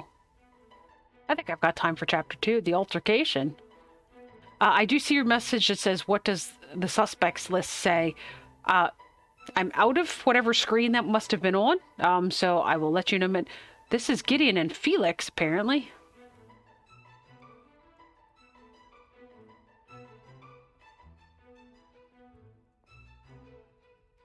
Ladies and gentlemen, please, if you would be so kind to return to the party. With all this excitement out here... I believe that is an end to the excitement, as you put it, Monsieur Demire. It is hardly the job of a detective to resolve domestic arguments, but under the circumstances, perhaps there is more to it. I shall speak with the Major outside. Ah, thank God. One last match. Bonjour, Monsieur Hagen. I wondered when you would be arriving. At least now you can do your job. Still condescending, I see. Pardon, Monsieur. I have just been assaulted. I want him arrested. I am afraid it is not as simple as that. I merely witnessed you standing up from the ground. Would you like to explain what happened? This is ridiculous. You know very well what he did. Perhaps you could elaborate on what instigated the altercation. I should have known you wouldn't make things easy. It is clear that the Major is still outraged by what has just happened, but I must learn what caused such escalation into physical violence. Push on whether the Major instigated the altercation. I have met Monsieur Demire. He does not seem one to physically assault someone unless provoked. I hope you're not implying that I started it. I am only stating what I have seen. I was having a private conversation with Angeline when he interrupted and struck me. That is all there is to know. If the Major is still the same man that I met all those years ago, I'm sure he will remain defensive and the blame for the altercation will fall solely on Monsieur Demire. Perhaps the best approach would be to act as though I'm on the Major's side. And is that supposed to be coax out the truth? Let's see. Straightforward. It must have been a rather heated conversation for him to intervene. Implicating your conversation with Mademoiselle Angeline was had with the utmost respect and politeness towards her. Let's go straight forward. The content of my conversation is not your concern. What should be is that a man has been physically assaulted in his own home. Wait, this is the Major's home? I'm really confused. I mean, it was not the Vandenbosch home that we were in the prologue, but I thought maybe they moved up in the world. I didn't think that Madame Vandenbosch was married to Felix, was she? Oh, the suspect list in the mind bubble. We can hop back in there in a few minutes, but I'm in a conversation right now. So, also, since you're chatting in chat right now, do you know, was she supposed to be married to Felix? I understood this to be Nemozine House, the Vandenbosch residence.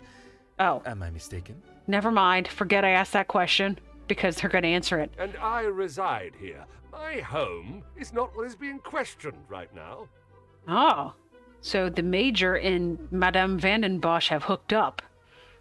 You have grown rather close with the Vandenbosch family, it seems. What has my relationship with the family got to do with anything? Why are you even here, officer? Detective. And I was invited by Mademoiselle Angeline personally. Seems to be mistake after mistake with that girl. Do you think she has made a mistake in agreeing to marry Monsieur Demire? There must be a reason for your animosity towards Monsieur Demire. Let's go with agreeable, since we're trying to stay on his good side. Of course I do. What a stupid question. He is scum. Him and his whole family. If I had my way, he wouldn't have even stepped foot in this house. Do you think Monsieur Demire's actions were appropriate? Antagonizing, there is clearly some hostility between you and Monsieur Demire. I thought we were supposed to be staying on his good side. Why are we mocking and antagonizing? But antagonizing seems to be... I mean, this is just more like kind of curiosity as compared to this where he's quite literally mocking him. Officer Poirot, are you going to do something about him or not? It is Detective Poirot. And if you refuse to answer my questions, I do not see how I can continue. I just don't know what she sees in him. Angeline could do so much better. Are you referring to you? Maybe that's what's happening. Why weren't you on that one, Steph? Why didn't you question the fact that maybe Madame Vandenbosch invited the Major to come live with them, hoping that Angeline would fall in love with him? That's just a guess. Let's see what happens. I don't think she realizes what she is getting herself into. I can't imagine her living a happy life with that rogue. I see. Merci, monsieur, for your honest opinion. Whether I agree or not. I shall leave you to your cigar and return to the party. It is not often that such a violent altercation happens at a celebration such as this. I should investigate why it began. I'm really struggling here. Let's see. New mind. The party's already filled with more drama than most, and it has barely begun. I was requested here to find the blackmailer, but perhaps the altercation is connected somehow.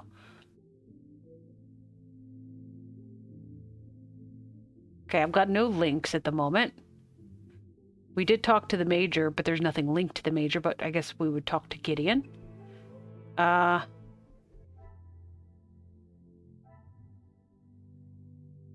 you wanted to know about the suspect list. Oh, this maybe? Is this what you were referring to? Possible suspects? Can't really click on anything is the issue. Like you don't have an inventory, for instance. I don't know if there was anything else that... Oh, maybe you just wanted to know what this setup here is, that the house staff may know the blackmail reason. Maybe that's what you were looking for? Alright. Until the your stream catches up and you have a chance to answer that, I'm going to go try to find Gideon, except that now there's a pamphlet on the table. Some information regarding a shelter for women coming from troubled homes and backgrounds.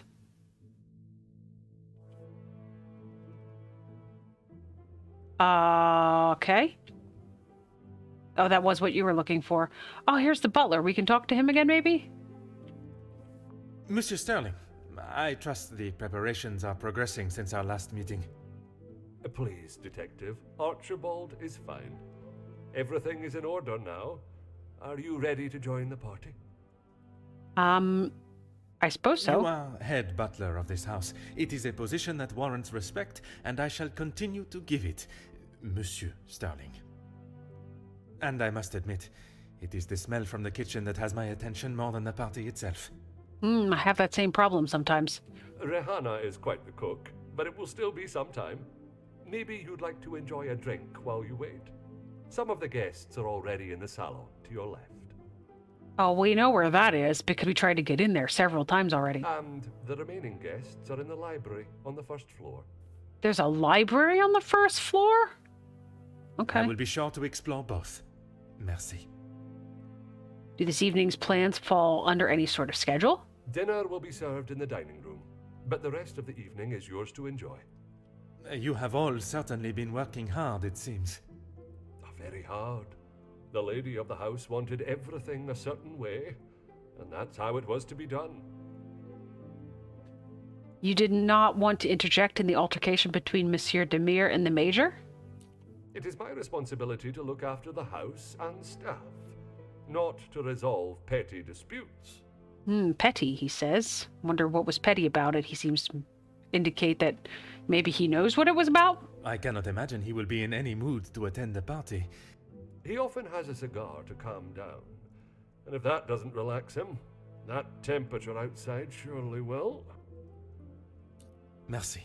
You have been most helpful. Okay. Oh, another mind map. It is time I met my fellow guests of the party. They all have a connection to the family in some respect, and although they are here to join in the celebrations, perhaps one of them has a more sinister motive. Yeah, let's get out of here. Go to the salon. Let's see what we've been missing this whole time.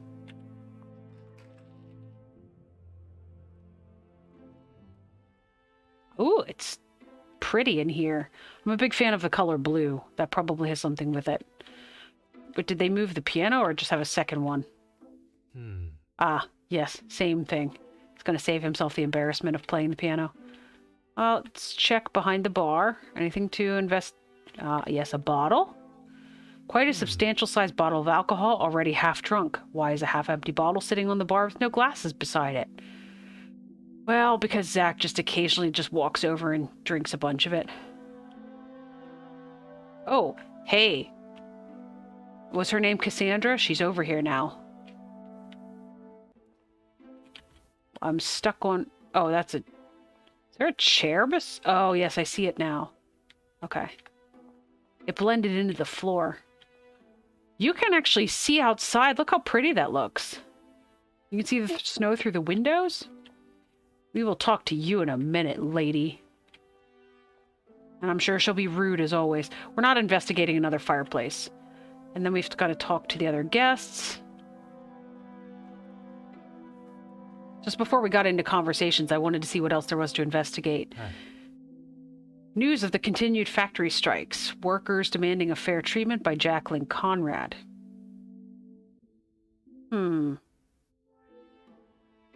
Maybe that's why somebody's blackmailing her, is because they need the money? Where does this go? Oh, that goes to the dining room. Okay, that makes sense. Alright. Zach, we've already met you. I don't know that I have to talk to you again, but let's talk to Madame Vandenbosch. Madame Vandenbosch, congratulations are in order on your daughter's engagement. Thank you.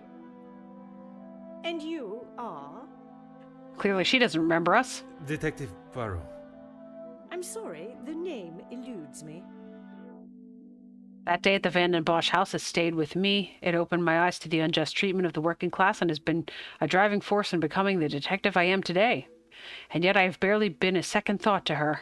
Once Officer Poirot, I investigated your daughter's missing bracelet.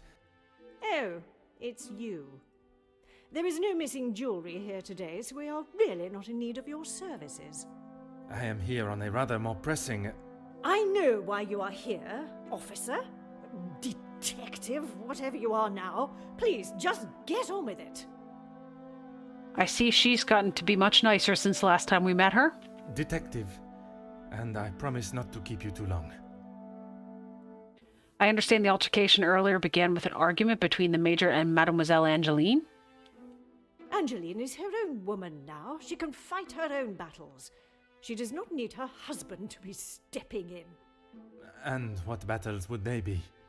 Nothing that concerns you, detective. I'm not sure what I expected asking Madame Vandenbosch about private matters. Your daughter invited me here to find the blackmailer. Keep your volume down. She had no right to do such a thing. As soon as the other ladies get wind that there was a police officer in-house, the whole town will know. Perhaps you should be more focused on catching the blackmailer that is holding your family's name to ransom than what the chattering women of the town will say. I care more about what those chattering women, as you so rudely describe them, have to say than the empty threat of an anonymous letter. Your daughter does not agree. In fact, it has been suggested that one of tonight's guests may know more than they are willing to show. The guests? You mean our friends? You can't honestly believe one of them would be so petty to send a letter like that. Oh, officer, you have not changed. I'm not the only one. I must thank you for your hospitality tonight, if that's what we're going to call it. I suppose it is only polite to say you're welcome. Madame is as quick-witted as I remember. What a shame there is nothing as memorable about you but your lack of respect.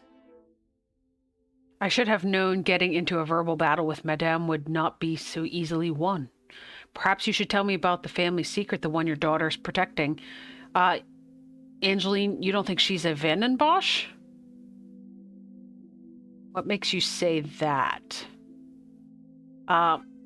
Perhaps you should tell me about the family secret, the one your daughter's protecting? What do you mean, protecting? It was Monsieur Demire that accepted the cost. He paid it because your daughter believes there may be something to hide. For heaven's sake! Why do you think it was addressed to her and not I in the first place? Because they knew I would throw it in the rubbish where it belongs. Madame, if there is something you are keeping, it would be wise to tell me now. It may help in identifying the culprit. And it would be wise for you to stay out of my family's business. If I require your help, I shall ask for it. But don't hold your breath. Merci. An enchanting conversation, as always. Enchanting, haha. Right, there was another guest over here. Who are you? Margot? Allow me to introduce myself. Hercule Poirot. Detective Hercule Poirot? I heard we were being joined by one of the king's finest officers. Stop flirting. Oui, madame. I see my name precedes me. Comtesse Margot de Vos. Charmed, I'm sure. It is I who is charmed. Now we're flirting. Handsome, well-mannered, and a man of the law. I did not expect such a fine caliber of gentleman at this party. Comtesse, your compliments are enough to make a young detective blush. Oh my god, too much flirting. Besides flattery, what is it you do? I fill my time mostly with charity work. The number of those less fortunate only continues to grow. How very admirable. Maybe she brought that pamphlet along. One must remain humble. And which side of the engagement brings you here? I have been a close friend to the Vandenbosch family for, well, heaven knows how long. You must have known the late Viscount then. Indeed, we had been friends since our school days. His passing was very hard on both Cassandra and young Angeline. I became a sort of protector of them both after his death. A guardian angel, if you will. I have learned that friendship in these higher social circles can be nothing more than a facade to remain in that position. Perhaps the Countess is vying for Madame Vandenbosch's position? Sneaky. It was quite a shock to see the Major lying in the hall like that. You will find Felix at the center of any trouble, especially when it concerns the ladies of the house. I understand he has made himself quite at home here. What an understatement. He thinks his friendship with Cassandra entitles him to anything and everything in the house, including certain opinions of how young Angeline lives her life. He does not approve of Monsieur Demire? You'd have to ask him, or rather speak with Gedeon's brother. He will have something to say about Felix, I am sure. The Countess is well versed in drawing one in with delicious bait and then leaving them biting on the line. Another conversation with Zach is Gideon's brother? Okay. I mean, they both had pretty nice hair. I guess maybe you can surmise that, but since they hadn't actually said it. Okay, what are your thoughts on Monsieur Demire? A strapping young man. Angeline has found herself a good one. They certainly make a handsome couple. Did I miss the fact that they have the same last name? Maybe I did. Maybe that's how you were supposed to put two and two together. I'm apparently a terrible detective. Speaking with them both, it is plain to see, even to one that is unexperienced in such emotions, that there is a great deal of love between them. When they are together, it is obvious for all to see, even at such a young age. But who are we to judge what the heart wants? It is the women's shelter you work with? Work with? I built it from the ground up, detective. My admiration continues to grow. While my husband, the Honorable Count de Vos, is always busy with his duties, I found myself at rather a loose end. I could not bear wasting my days with no purpose. And one day, while shopping in the city, I noticed the abundance of young women living and begging on the streets. Dirty and hungry, without a franc to their name. It is horrifying to think of how so many must live their lives while others live a life of such selfish opulence. I hope that was not a backhanded comment on the life I live, detective. Far from it, Countess. You are using your wealth to better the lives of the less fortunate. It is commendable work you do. It is, isn't it? The work the Countess is doing will go a long way to improve the lives of those who need it so badly. I only wish there were more in positions such as hers who could see the divide in our society and use their wealth to bring the plight to an end. It has been a pleasure conversing. I look forward to our next tete-a-tete. Okay. We don't have to talk to you again, do we? Do you have something else to say? Monsieur Demire, we meet again. Sure enough. What did I tell you? Call me Zach. You found your room all right then? I did, and a charming room it is. I don't know if I would call mine charming, But if I drink enough, it won't matter. Wow. Okay, we did have to talk to him. I must apologize for my rudeness before. I did not ask how you know the family. Uh-huh. That's okay. At least you actually care. Not like most of the others here. I'm the groom-to-be's older, more handsome brother. I would have assumed he was younger. He acts like a younger sibling anyway. Ah, oui. I see the resemblance now. How wonderful that you can celebrate this occasion together. I'll stop you there. The only wonderful thing about this celebration is the free food and drink. You are not pleased for your brother? Angeline seems nice enough, but marriage is not for me. What is there to gain from tying yourself to someone for the rest of your life? Besides the money.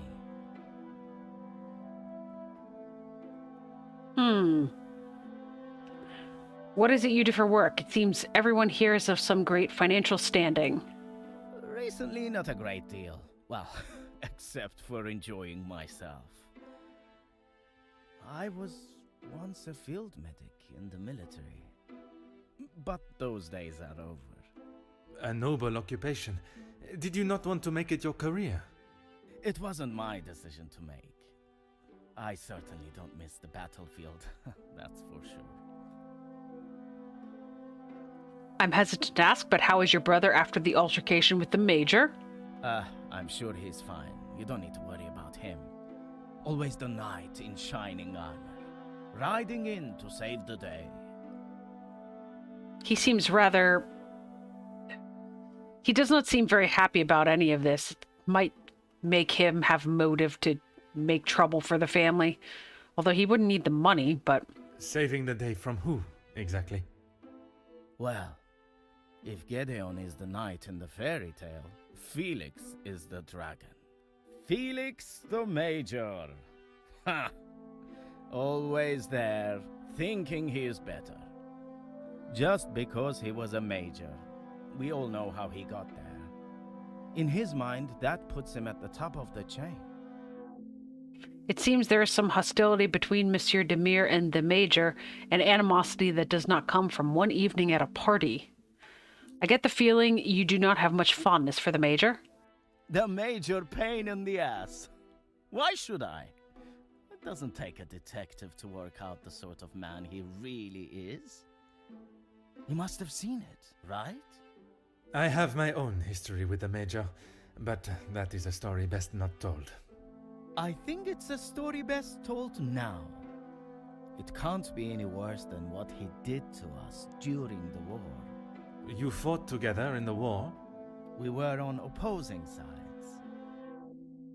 I have stumbled upon a delicate subject. It may be best to avoid it altogether. The subject of war is a difficult topic for everyone.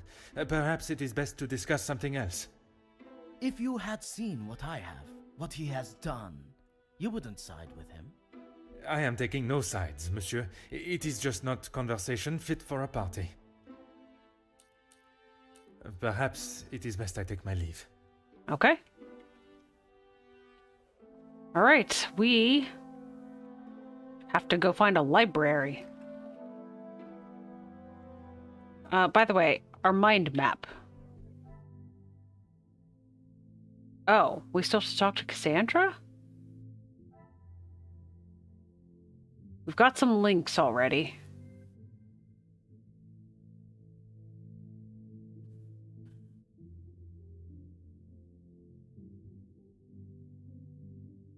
All right, so we have a young romance. Brothers have a history with the Major.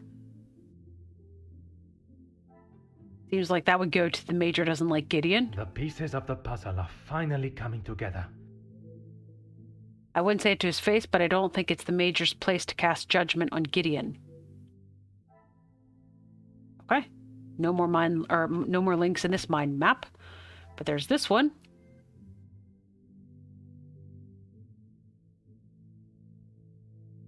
Maybe it was the bottle of alcohol that intoxicated Zach. Magnifique.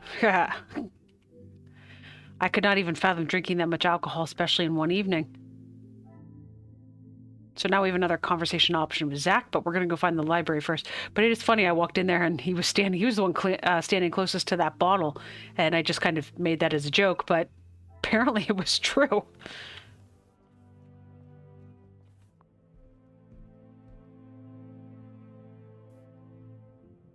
Okay. Oh, the library, the fancy blue doors. That makes sense because the rest of these were bedrooms. They had the saints pictures over top of them. Let's go to the library. I told you, you're barking up the wrong tree. I'm not a reporter. But you're going to want to hear this. You could interview me now. And why would I want to spend my evening doing that? The world needs to know. You want to sell papers, I want the truth to be known. Win-win. I came here to enjoy myself, not to hear a second-string version of... I was there. I saw the whole thing, including who was ruining the show. All right, I'll bite. Let's talk later. Okay, that did not appear to be this. This guy does not... Oh, this is Ernesto. He's our next-door neighbor.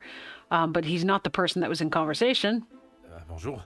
Are you a guest of Mademoiselle Angeline or Monsieur Demire? Do I know you? Where are my manners? I am Hercule Poirot. The lawman. Oui, monsieur. Detective Poirot. And you are? Ernesto da Silva. A pleasure, monsieur.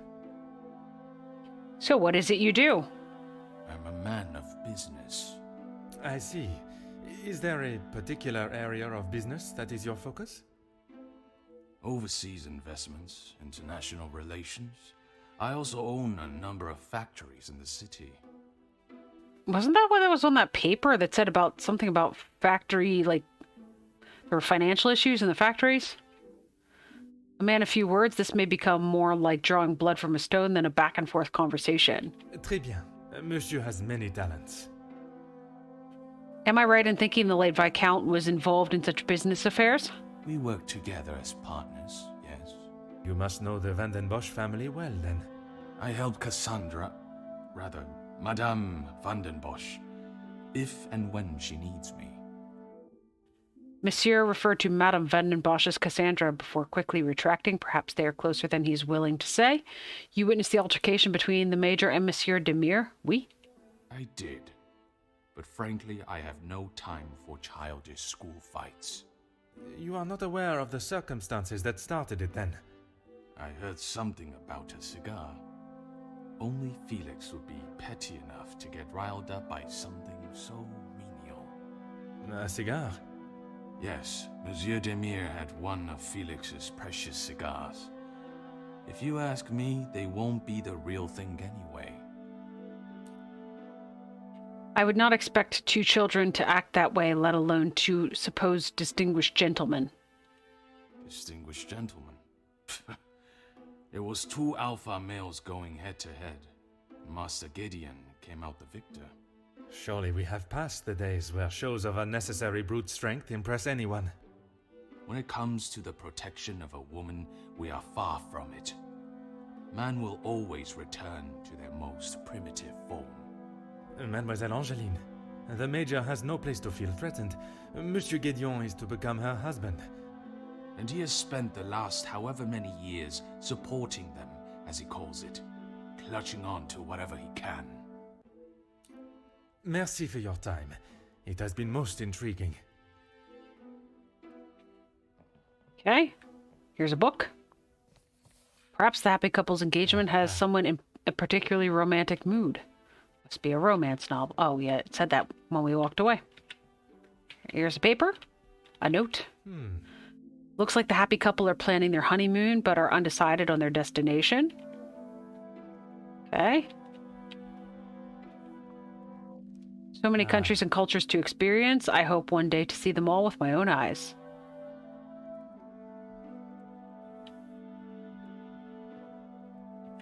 Collection of books. I could spend every waking moment reading about the adventures of the characters within these books. Oh, there's mystery novels. Here's more books. There are enough mysteries in this house without being distracted by a fictional one. That is true. Hey, here's a cozy fireplace. Here's another collection of books. If I had a love of my own to declare, I would surely take inspiration from you. So these must be the romance novels.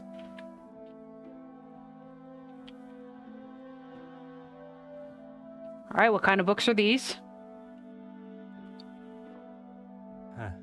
Suspense and tension. 2 ways authors keep their readers hooked on their characters' stories. More mystery novels. Okay, here's a globe. I've often found myself thinking on the prospect of traveling, perhaps one day. Glass case.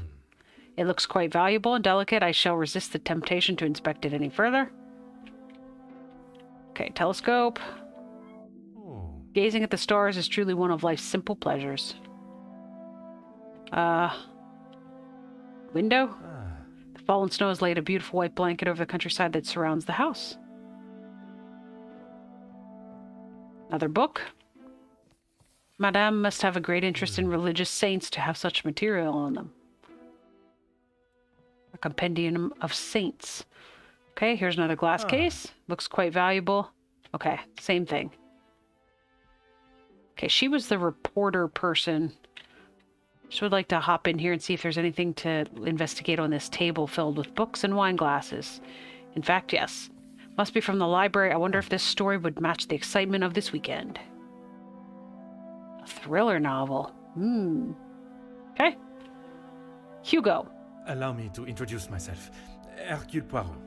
Let's talk about that story you want to tell the reporter. Hugo Beckers. A pleasure. I hope I am not disturbing you. I often find myself at a loose end at parties such as these. I've never been referred to as a loose end before, but it is always good to make a new acquaintance. Perhaps we should start with pleasantries. There is no better way to understand one's purpose in life. I stand up for the workers that cannot do it themselves. Does he want to talk about the factories? You work with a union? Union leader, well, that is my formal title. But I see myself as more than just that. So much more. I am the face of the people. A voice in the void when there is none. Very spirited. You have quite the way with words. In my line of work, it is essential. Some fight with their fists, but I believe words are the ultimate weapon. Is it the Demir or the Vandenbosch name that brings you here? I have been working with Gedeon for quite some time. We are doing great things together. Great things. I was not aware he was part of the union. Well, he's not exactly. But he is an ally in the battle we face. Without his support, our uphill struggle would surely be a climb. Hopefully my talks with De Silva will help him see the light. De Silva's the guy we talked to when we came in, the one that was not very verbose, I think. I walked in upon your heated discussion, shall we say, with Mademoiselle Conrad earlier. I don't know what you think you heard, but it was a private matter, and I appreciate if you kept it to yourself. I can assure you, Monsieur Beckers, your conversation is exactly that. Yours. Then maybe we should just leave it there. There's something more to that conversation. If there is nothing to hide, why are both parties so hesitant to elaborate? Well, we didn't talk to the other lady yet, so perhaps now's not the time to press on it. Merci. If I find myself at a loss again, I shall certainly return. Okay, so let's go talk to her now. Jackie? A pleasure to make your acquaintance. Likewise. You're not from around here, are you? She's American. My name is Hercule Poirot. I am a friend of Mademoiselle, soon to be Madame, Angeline. I see. Jacqueline Conrad. No doubt you've heard the name before. I am rather embarrassed to say I have not, Madame. No need for the madame. I'm not married. Just call me Jackie. Oui, Jackie. How is it you've come to be a guest here tonight? Here's the thing. I'm one of those people you want to know, and not be on the wrong side of. Perhaps it would be wise for me to remain on your good side. It's the best place to be. You wouldn't believe what a couple of positive stories can do for a family name, or a career. And that is what you have done for the Vandenbosch family? A little help goes a long way, and from what I have seen, the ladies deserve some positive support. You must have heard about the recent blackmailing then. I heard, and it doesn't surprise me. There will always be someone trying to get something out of someone else. People are only out to help themselves. That is a rather pessimistic way of thinking. But it's the truth. And in my experience, more often than not, it's someone the victim knows, and knows pretty well. You make me question those I consider friends. And maybe you should. If you have something you don't want the world knowing, just keep it to yourself. It may be the nature of her work, but she lacks any sense of compassion for those that may fall victim to such betrayal. When I entered, you were talking with the gentleman. That's what we call eavesdropping. Pardon. I didn't mean to pry. And with respect, I don't think it's really any of your business. That is certainly not what I was expecting. Mademoiselle Conrad is a force of her own. I shall have to play my cards right with her. I must take my leave. Okay. What do we got for mind map stuff now? We apparently still have to talk to Cassandra. We have one link in here.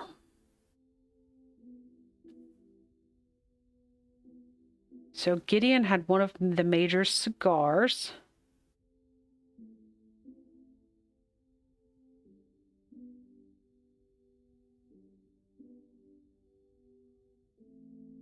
What does differing status mean? Zach believes the Major's disdain for him and his brother could be because of a class divide. Huh.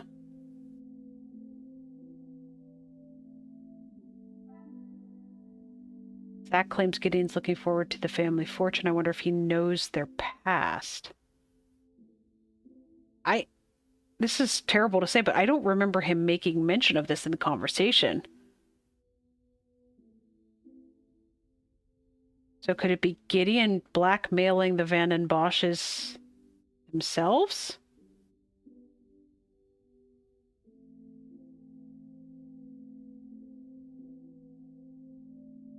Okay, so Gedeon looking forward to the family fortune. Maybe that's what he was trying to warn her about? Order and method. That is the way to solve the problem. Or maybe Gedeon looking forward to the family fortune. Maybe he had one of the scars because he doesn't have money of his own, even though he pretends that he does. I must take a different approach.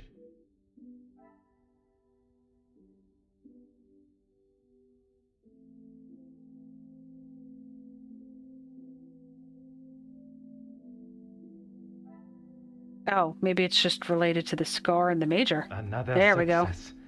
I never doubted myself. Would the Major really start a physical fight over Gedeon stealing a cigar?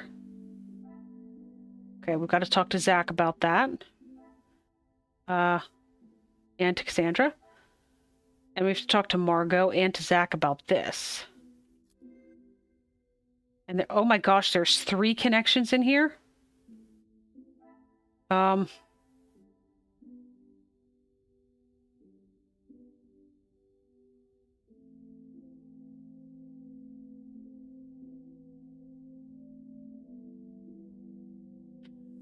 So, Hugo and Jackie had a heated discussion. Actually exists twice, but get me any. I had a funny feeling they weren't going to link those.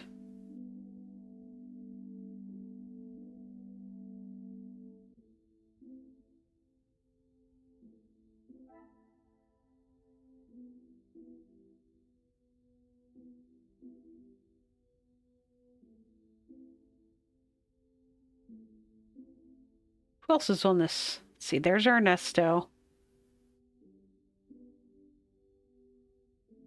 Interesting. So the Major's supporting the family and Ernesto is helping the family out. Some would say a lucky guess. I would say a moment of genius. There is only so much help you can receive before you are simply relying on someone. What do the family still need assistance with? Time? What do you mean by time?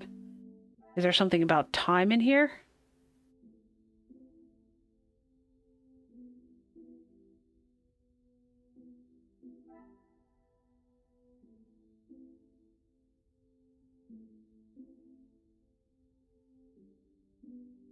Okay, so the brothers aren't close. Does Gedeon exist on this mind map?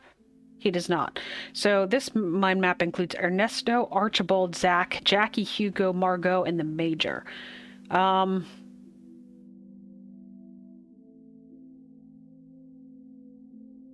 far, Archibald doesn't look like he's probably going to be linked to anybody.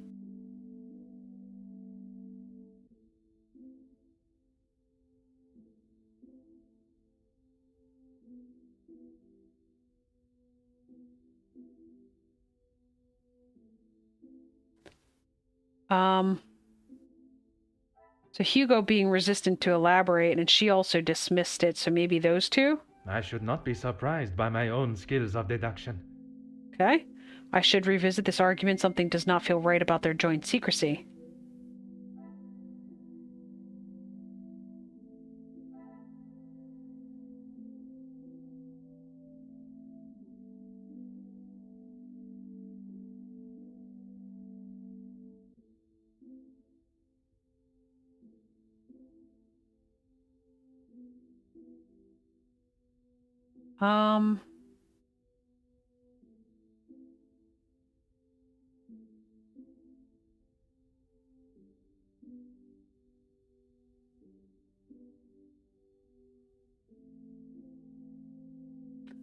I'm not 100% sure. Margot's protective of Cassandra, and Ernesto's fond of her. I must act on thought. Okay.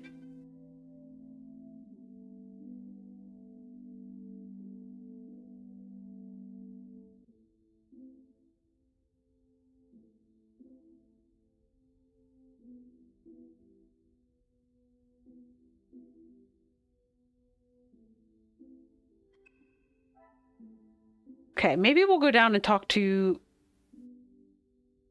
Zach is in the salon. Margot was in the salon. We have to talk to Cassandra. They're all in the salon. Let's go downstairs and talk to some people. Door is over here.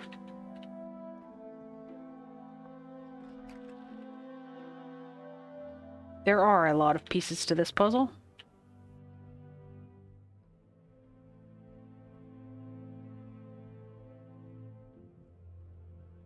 I still feel like I'm wearing Ronald McDonald's shoes.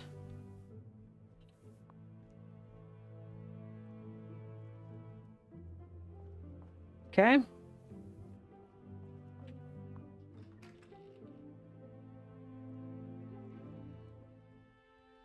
Okay, first to Zach.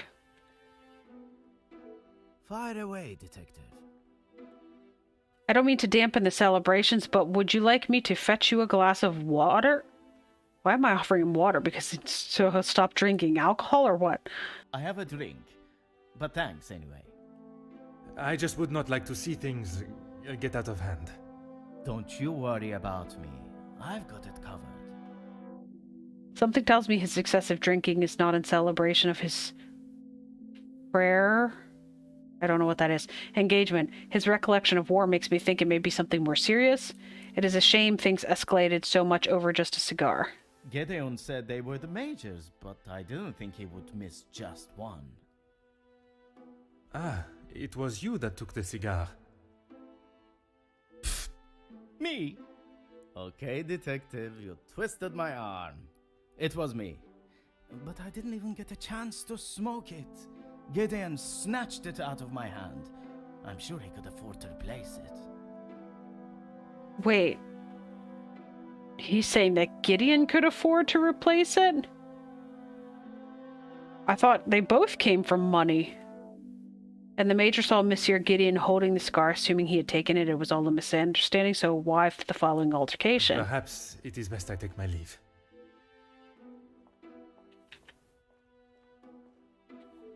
Let's make this quick, detective. I understand that the major is not fond of Angeline's husband-to-be. You can make whatever assumptions you wish.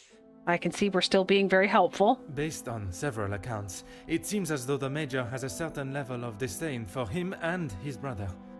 Felix is merely protecting both my daughter and the Vandenbosch name. Protecting them from what exactly? That is a question best asked to them.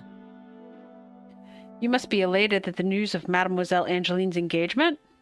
Gedeon is a fine, educated young man from a well-respected family. All important when considering a new son-in-law. A good home and education speaks volumes about a man. Even in the short time they have been engaged, his noble character is obvious. If you were an educated man, you would know that. Rude. I can assure you, madame, my education is not one to be sneered at. And yet you remain a mere detective. Perhaps it is your choices, then, that are to be questioned. I love her. Merci. An enchanting conversation, as always.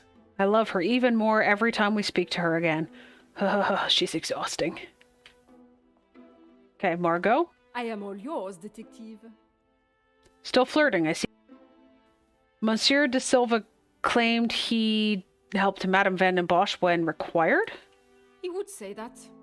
I mean, financially, yes. But what else does that man have to offer? I cannot imagine Madame Vandenbosch would be one to request financial help. After Edwin, the Viscount, died, the family was left in a rather unfavorable position. She wasn't requesting, chérie. She was begging. Oh. I see. Let's just keep that between us. It's a rather sore subject for her. It didn't take that much for the Comtesse to reveal private matters of the Madame's business. I'm not so sure I would be willing to divulge any information to her. Agreed. It has been a pleasure conversing. I look forward to our next tête-à-tête. Okay. Alright, so we've talked to Zach and Cassandra. Now we gotta talk to Ernesto. He's back upstairs. Okay. Alright, let's go.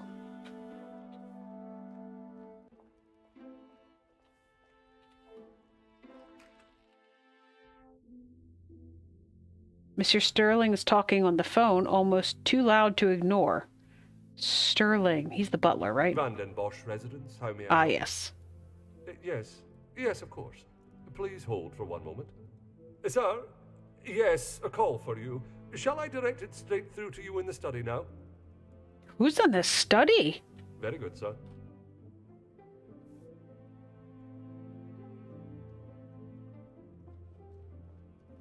Wasn't everybody in either the library or the salon?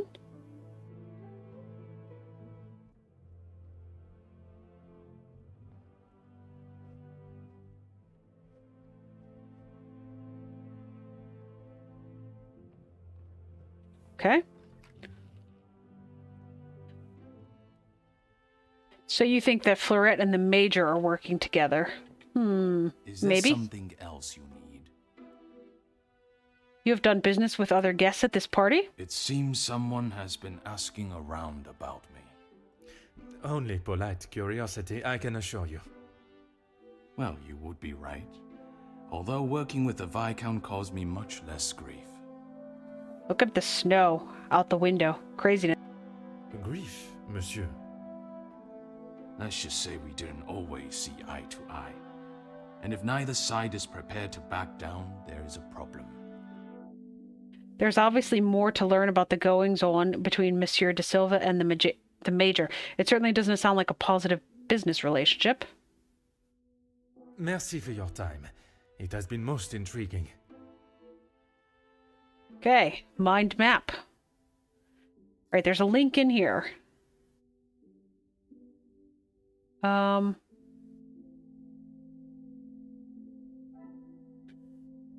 Gideon possibly stole a cigar. Is there something I am not seeing?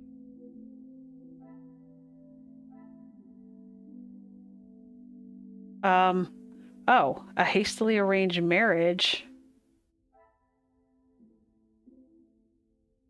The Viscount, is the Viscount truly dead?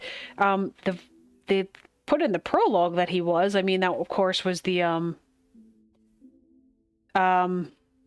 we saw pictures of him in such.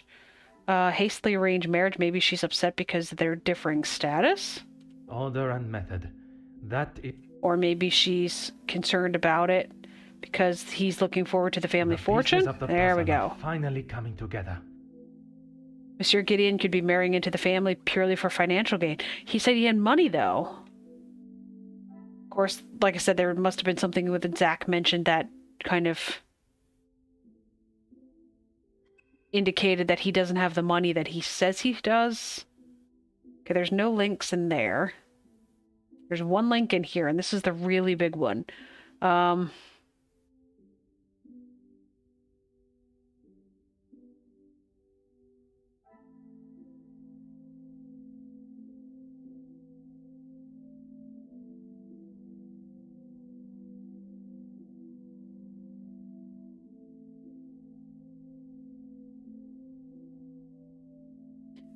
The Major's been around since the Viscount's death. And Ernesto worked with the Major. I must take a different approach if I am to... In my mind, if they've both been around since the,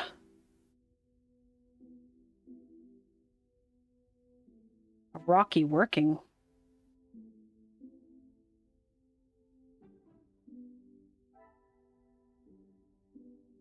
Come, my little grey cells. Okay. There's the link. It's blinking. The Major's been around since the Viscount's death, and he sports the... when they're both directly linked to the person, I don't always necessarily... I wouldn't have think to link them, because they are basically... I mean, they are basically linked. Anyway.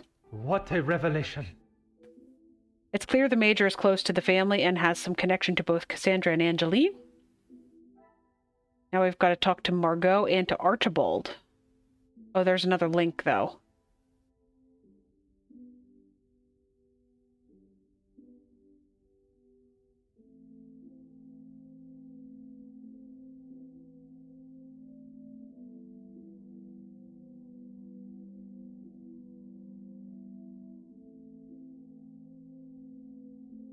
I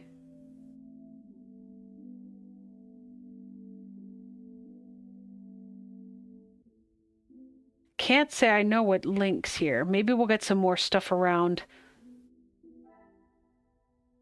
I would expect that the Major being close to the family was what triggered when we unlocked this one. This is what would trigger another link. Maybe that Margot is protective of Cassandra? That they're both close to the family? This will not get me any closer to my goal. Nope. Alright, well, let's go talk to Margot and Archibald.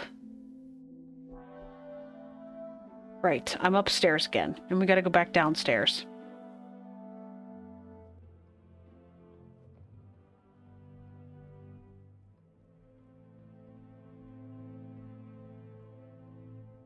I love how I've got, like, the red tie and the red socks and shoes, and then I've got a pink,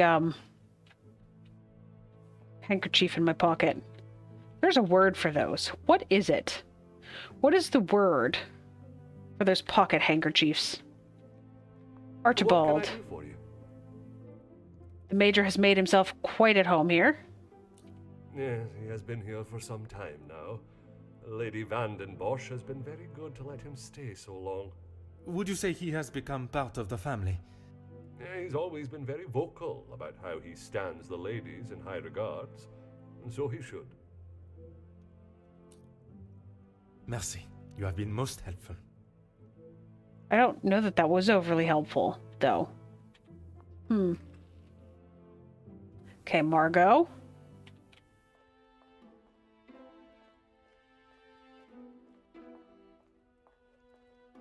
I am all yours, detective. You mentioned the Madame's friendship with the Major? You are quite inquisitive, aren't you? I believe it is called small talk.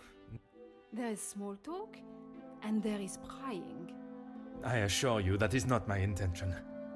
Monsieur, please. I know a nosy gossip hound when I see one. We can smell our own.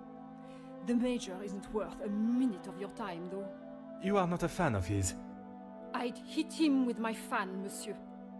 Any man that can treat a lady the way he does doesn't deserve to be in his position. Interesting.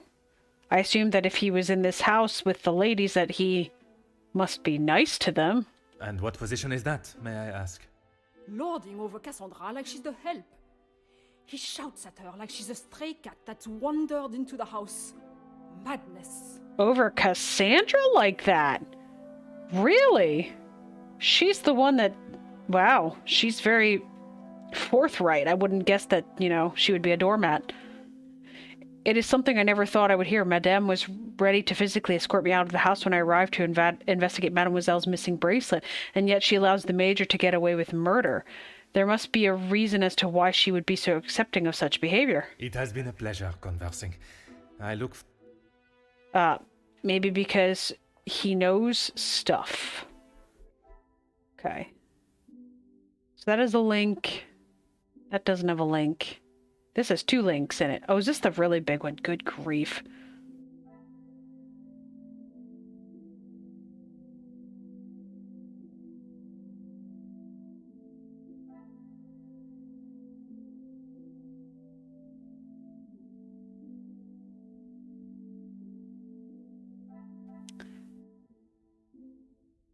So if Ernesto is fond of Cassandra,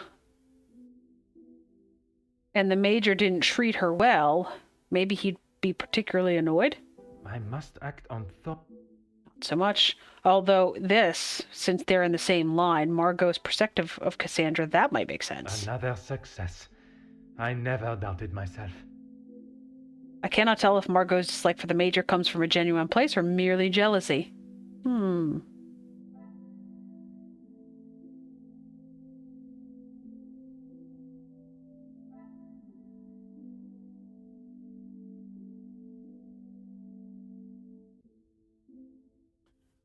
Yeah, I'm not quite sure how these people in the... how Hugo and Jackie fit in. Maybe they don't?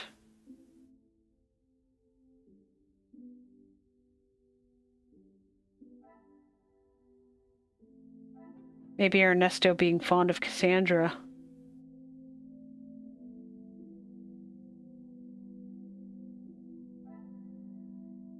The family still needs help. I see the logic in this.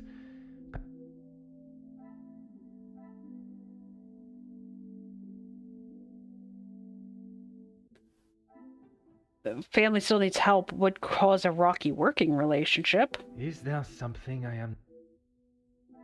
Okay. Anything flashing at this point? Let's link 2 more unrelated things that it has to pop up, right? Okay. So yes, the 2 things are blinking. Jackie's blackmailer theory. The Major's very close to the family. So, to be fair, I wouldn't have thought to link those because at one point we mentioned something about a blackmail ring, and I thought maybe it was prevalent in the area because people aren't supposed to know that the family's being blackmailed right now. So I guess I didn't put 2 and 2 together when we asked Jackie about the blackmail, that we were specifically asking about the family's blackmail. Things are beginning to become clearer. There is the chance the Major is involved in the blackmail somehow. What is the extent of Felix's possible involvement? Okay.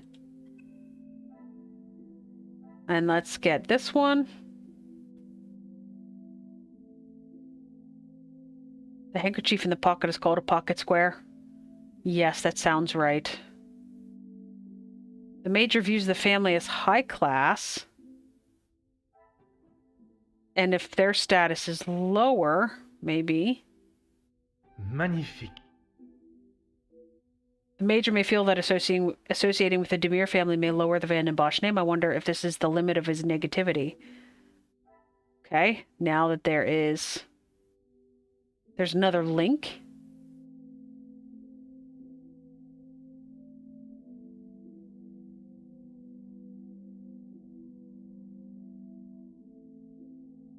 Okay, so the possible status drop might be what the Major was trying to warn Angeline about? This will not get me any closer. Or maybe that is why he doesn't like Gedeon. I must take a different approach if... Okay, or not. Nothing flashing at this moment.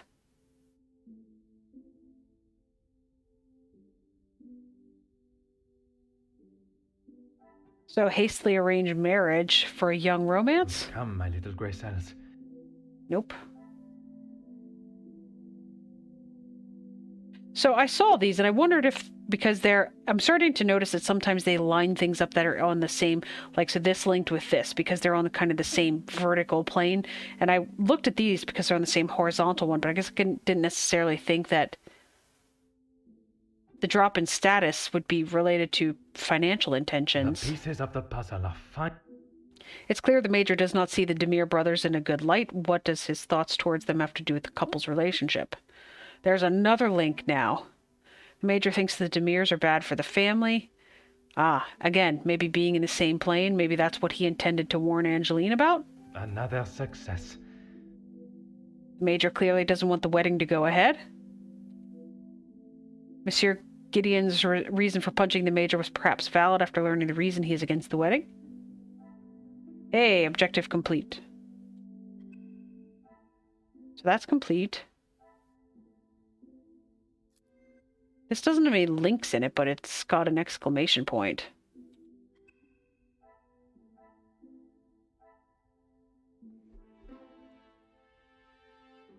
Okay, I thought maybe I would get in some sort of cutscene.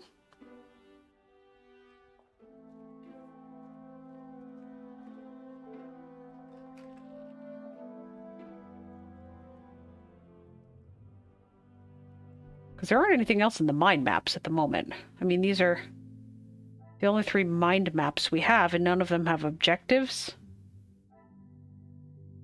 That's got 0 links.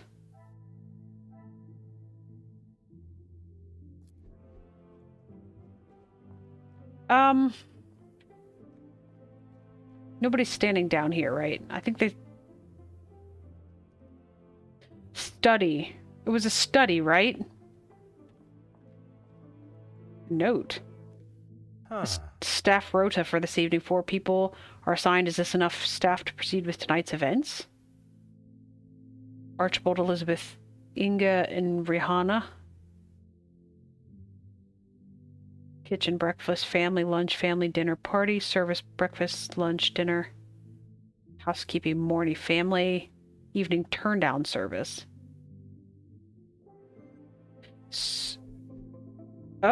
Find out how staff members may be linked into recent events. The staff live and work in this house with the Vandenbosch family. It would not be surprising for them to know more than the family would expect or want.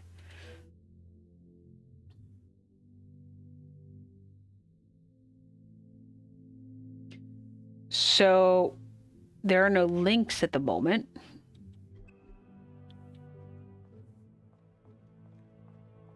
That's to the butler's pantry. Can we go in this now? Is this the study? No, that's staff quarters. Well, actually, I think it was time I joined the... We were in the party.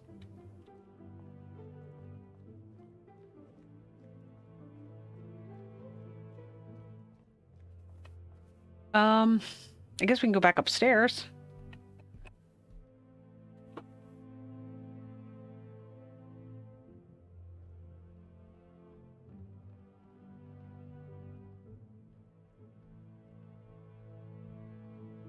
I do know that is another thing that we've got to investigate is the Jackie and Hugo. We've not really figured out what they were talking about yet, but we don't, as far as I'm aware, we don't have conversation options for them. Back so soon? Yep, no conversation with her. What about you, Hugo? Monsieur Poirot? Nope. Merci. Okay. I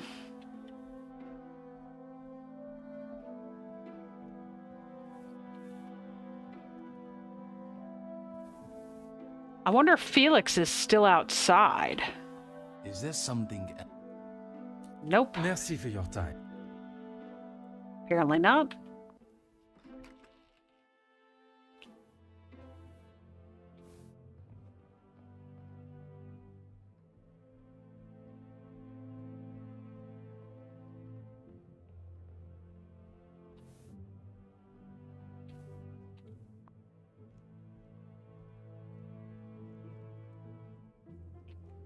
All right, let's double check with Archibald. Make sure. What can I do for you? Nope. Merci.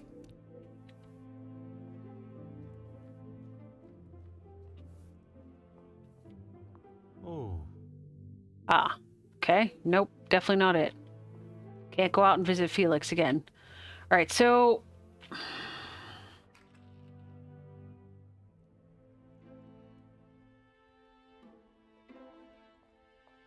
Guess we'll just probably pop into conversations with everybody. Perhaps. See if there happens to be any conversation options that aren't listed. Let's make this quick. Merci. Okay. I am all yours, detective. It has been a pleasure conversing. All right. I've got nothing at the moment. As far as I'm aware, we've done everything. Oh. No. Now we've got to inspect the butler's pantry. It's just down in that section of the hall.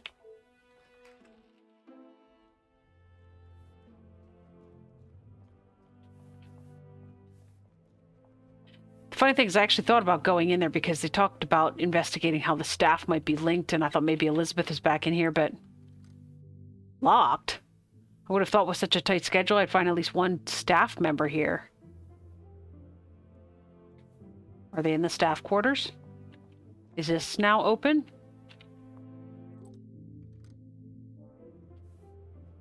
Okay. So now what does that say?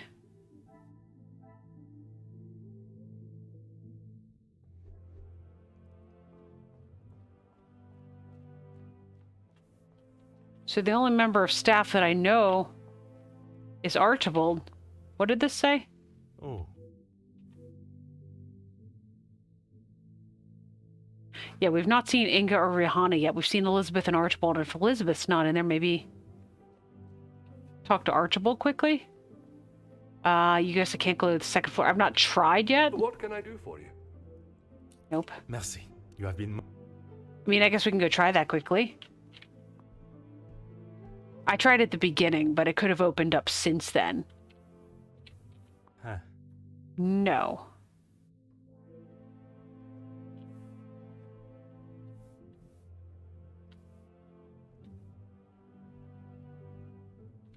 This just went to bedrooms, I think. Yeah, these were the quarters.